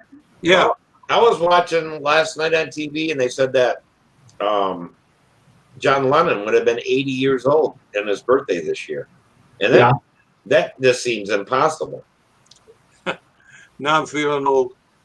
Yeah, and it's like, But yeah, a lot of these stars, when they start playing music, we're listening to them at 13, 14 years old, and we don't realize that they've been in a band for 10 years after they were out of high school and stuff. They're around 30. Yeah. Yeah. Actually, this 2 days ago, we I actually signed up for Disney Plus, and we watched Hamilton, the Broadway show. Yeah. Excellent. I mean, I mean, it is something that if you can't get to Broadway to see it, that is something that is worth watching. It's a civics it's a civics lesson in United States history in a Broadway play. Yeah, I heard it was good. Friends of mine said that they watched like 15, 20 minutes and turned it off. And then the one guy said, the third time I started watching it, he goes, it's really great. It is. It really is great. He goes, I'm just not a big musical type. Robert, was that Robert Cray? Was that the other guitarist on the movie we were talking about a minute ago? You know, I don't know. He was good. I can say that. But I don't know what his name was. It was just I thought it was a great movie. Yeah. If you like music, and it was based on the story that Devil went down to Georgia, I believe, and you know the playoff there between the Devil's band and the kid, you know, yeah, the whole bit was good. And what was neat was that the kid, the way he won or beat the Devil was because he had to go back to what he'd been taught earlier while he's going to what's that Juilliard, when he'd been taught on about classic guitar, and the rock guitar couldn't do the classic guitar, and that's how he beat him. Okay. Well, that's like, you know, talk Steve about Vai. Jeff Riley just said it. Steve Vai. That's it. Steve Vai? Yep. Okay. Yeah, it's hard to believe, you know, some of these people, like how good they are on an instrument, you know. Oh yeah. That's like Johnny Depp, you know, Pirates of the Caribbean and all that kind of stuff. Pirates of the Caribbean, great. You know, and you think of him as an actor, but he was a musician that's on all kinds of albums that you never knew he was on. Really? Yeah, I didn't know that either.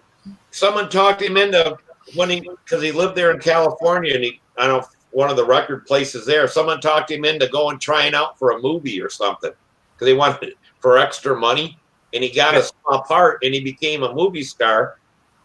But they said that he is just, you know, and I heard some of the different songs that, you know, was him playing, and it's like, oh my God, I can't believe he can play guitar that good.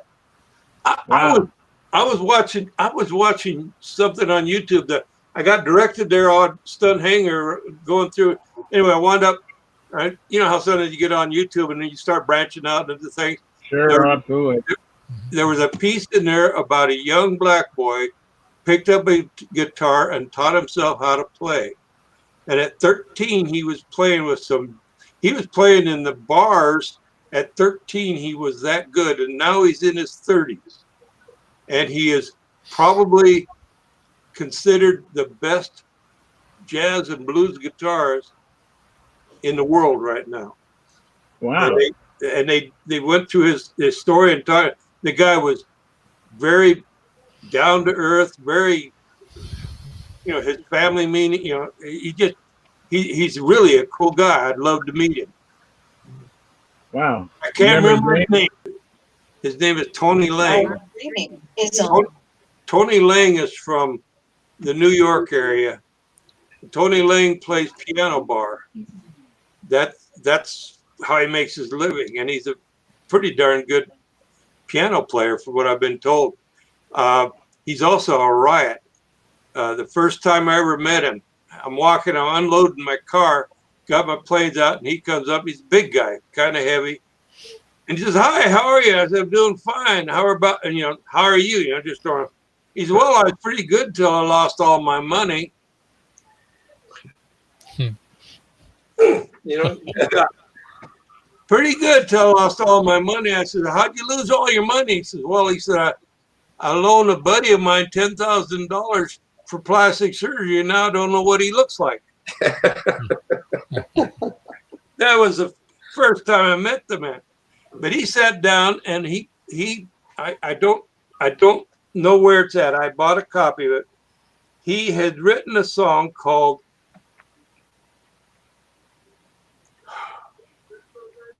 the Stuka Stunt Blues. Stuka Stunt Blues. And he comes off with some rips on the piano on that, and he starts talking about that blue and white noble over there. He's going to beat that guy. Who he's talking about, right? Yeah. That's George Aldrich, right? Anyway, he goes through this whole song about the Stuka Stunt Blues. And I remember Bob Hunt is a pretty good guitar player himself. And he went up to Tony and he says, oh, yeah, that riff you did, how do you do that? What do you do that? And he says, well, I don't know. It just whatever, how it feels. He said, I've been wanting to learn how to do something like, So anyway, there are guys, Bobby Werwich is a pretty darn good musician. Yeah. And in fact, that it's been noted that most good stunt pilots have a musical background. The best have a musical background, and it's all about your internal clock. Right. You've got a cadence. You build a cadence. It's like being a drummer. What's the most important thing a drummer can do in the background of a band? What does he set? The tempo. That tempo. Yeah. And a musician runs that tempo through his head. That's why you get your turns where they've got to be. If you've got the tempo, if you're doing a square, for instance, you start at 4 foot, guarantee you'll come out at 4 foot if your tempo's right. It's like 1, 2, 3, 4. At 4, you'll come out at 4 foot because that's where you started. I just got to adjust my tempo. That's it. We all got to adjust our tempos. Because I get 1, 2, 3, and then Uh-oh. damn, And that rogue wind comes between the crash. I three. lost my tempo. You lost your tempo. Did Peter freeze up? No, Yeah. I didn't freeze up. I was wondering if he I'm following this thread, and I was following this thread, and it just kind of like let me go back to a. It just kind of reminded me of someone that we lost just very recently. That was, off Broadway. She was like a up and comer, and she died of lupus. Let's see. Let me just show this share. It's Rosemary Amato. Which one? The one on the right or left? One on the right. Huh. And she was a performer, and she was not a musician. She was off Broadway, and she was the daughter of one of my wife's very close friends, and she died of lupus just this year. Oh, I hear that. That's too bad. And then when you guys were discussing it, it just kind of like brought back to this thought of where she could possibly have gone in her career, because she did off-Broadway plays. She was quite talented. yeah. Well, talent is the key, isn't it?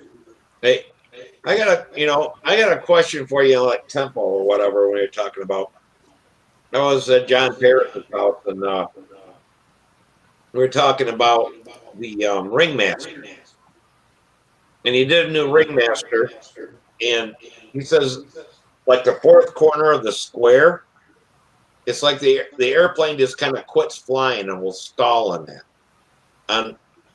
on the insides, but outsides, he says it flies them well. And I pancaked that damn ringmaster of mine in 3 or 4 times now. Just like on that 4th corner, or you get, I don't know if it's the speed of the airplane or whatever, it just doesn't want to fly. And I've heard other people say that about a ringmaster too. And it's like, well, how do you fix that? Oh, it's a good question. I don't know if anybody else here has had the problem with the wingmaster being, spongy or whatever you want to call it. Sponge-worthy? I don't know if it's kind of, you hit it and it's like, man, that thing just doesn't respond. Well, it's real easy to stall a ringmaster because There's not much of a wing. there's They not got much so wing much tail surface. and it's skinny. And the guys, at least when I was a kid, we thought if that elevator went straight up and down 180 degrees total, boy, it was going to really turn. And what it did is stop flying. But why would it do that more on insides than outsides? You got your drag of your gear. Oh. Yeah, CG's different upside down and right side up. There's a balance point you got to account for when you're trimming your plane. And I cannot remember what the different CGs are called, the vertical CG, the horizontal CG, etc. Because John was wondering if it's the height of the stab. That one way you're getting more turbulence off the wing turning into it than you are the other way. It's the clean air one way and dirty air the other. There's a hell of a lot of possibilities. You're getting circular airflow because of the prop. Okay? Yeah, that's true too. And so what stops that is your side of your fuselage and the rudder, but it doesn't totally stop it. So that high, the reason why it's up higher is usually to get a straighter shot from the bell crank to the elevator, so that you don't get any difference between up and down. You get symmetrical up and down off of your control. Oh, okay. And that's why most airplanes are not inline designs. Inline designs have a problem that if you don't address it, you can have a problem with asymmetrically controlled. You have to bias and adjust them in that to get them to where they come out symmetrical. Also, by having it raised up, for instance, you can come up and you can adjust your flap horn, tilt it forward so that you come at a 90-degree point where the flap rod attaches to the flap horn, and then if you that's why we have what they're called hockey sticks. They look like a hockey stick the way they're bent. Is so that you get the straight up, and that might be an inch there, and that hole is there to be 90 degrees, where the other hole might be 9 degrees leaned forward off that 90 degrees.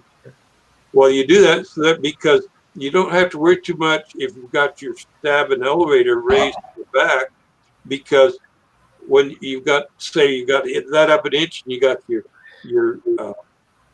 elevator down an inch, you come out, it's almost a straight line going back.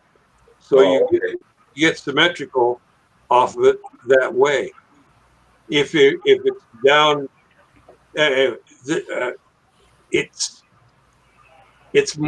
has more to do with the drag, the aerodynamic drag, the gear hanging down below the air, it changes when it's hanging down there.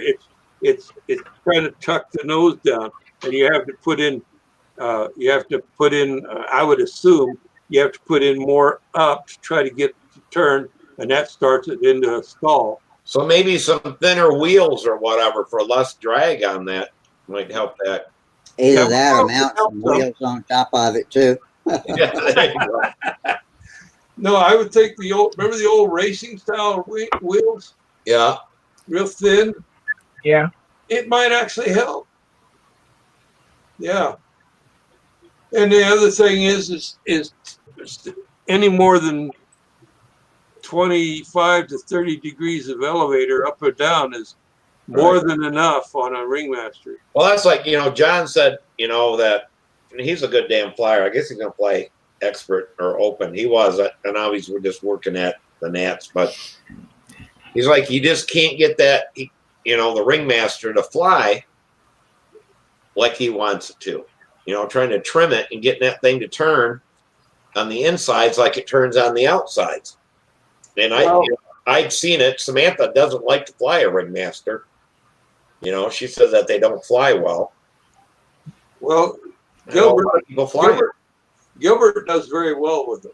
Yeah, I know it. That's what I'm like, once it gets bigger, is it, the wing area that's making it work better or what, Well, more wing area, of course.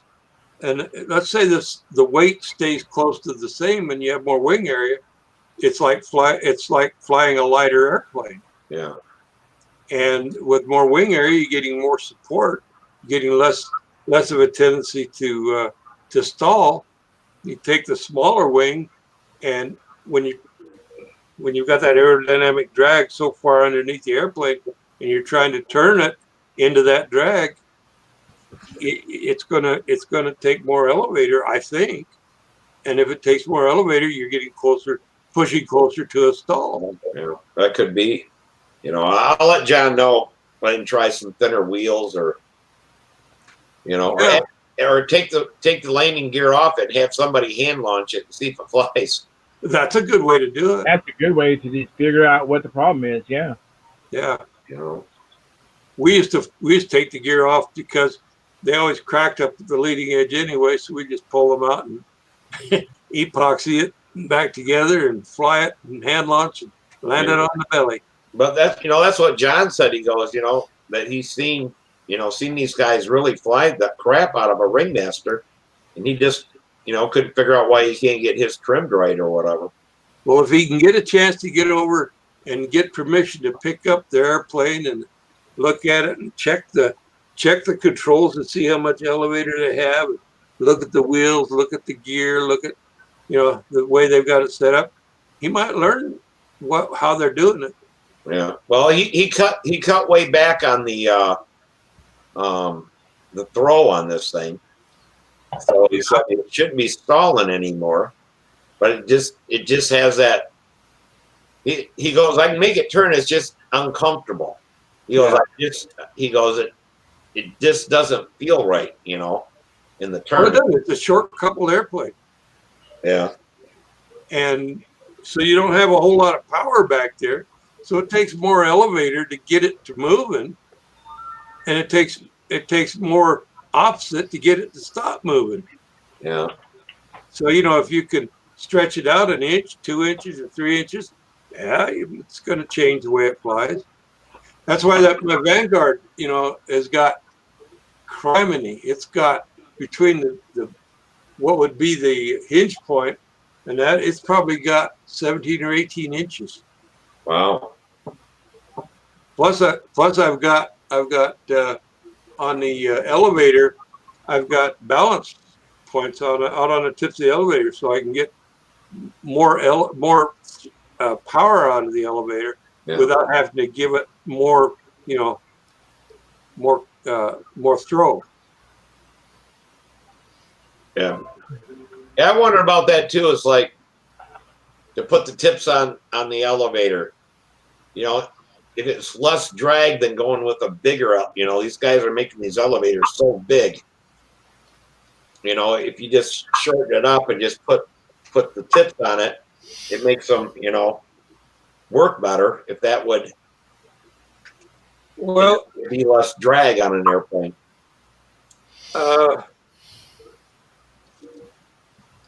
It'd be worth playing with it. I tend to more to the side of making them bigger. There's advantages that come from making them bigger in that, let's just say you go 30% of the area. Let's say you're stabbing elevator at 30% of the wing area. Rule of thumb says is that you can go further back on your balance point. you go further back in your balance point, it doesn't take as much elevator to turn the airplane because you're getting closer to your, what did Trey call it?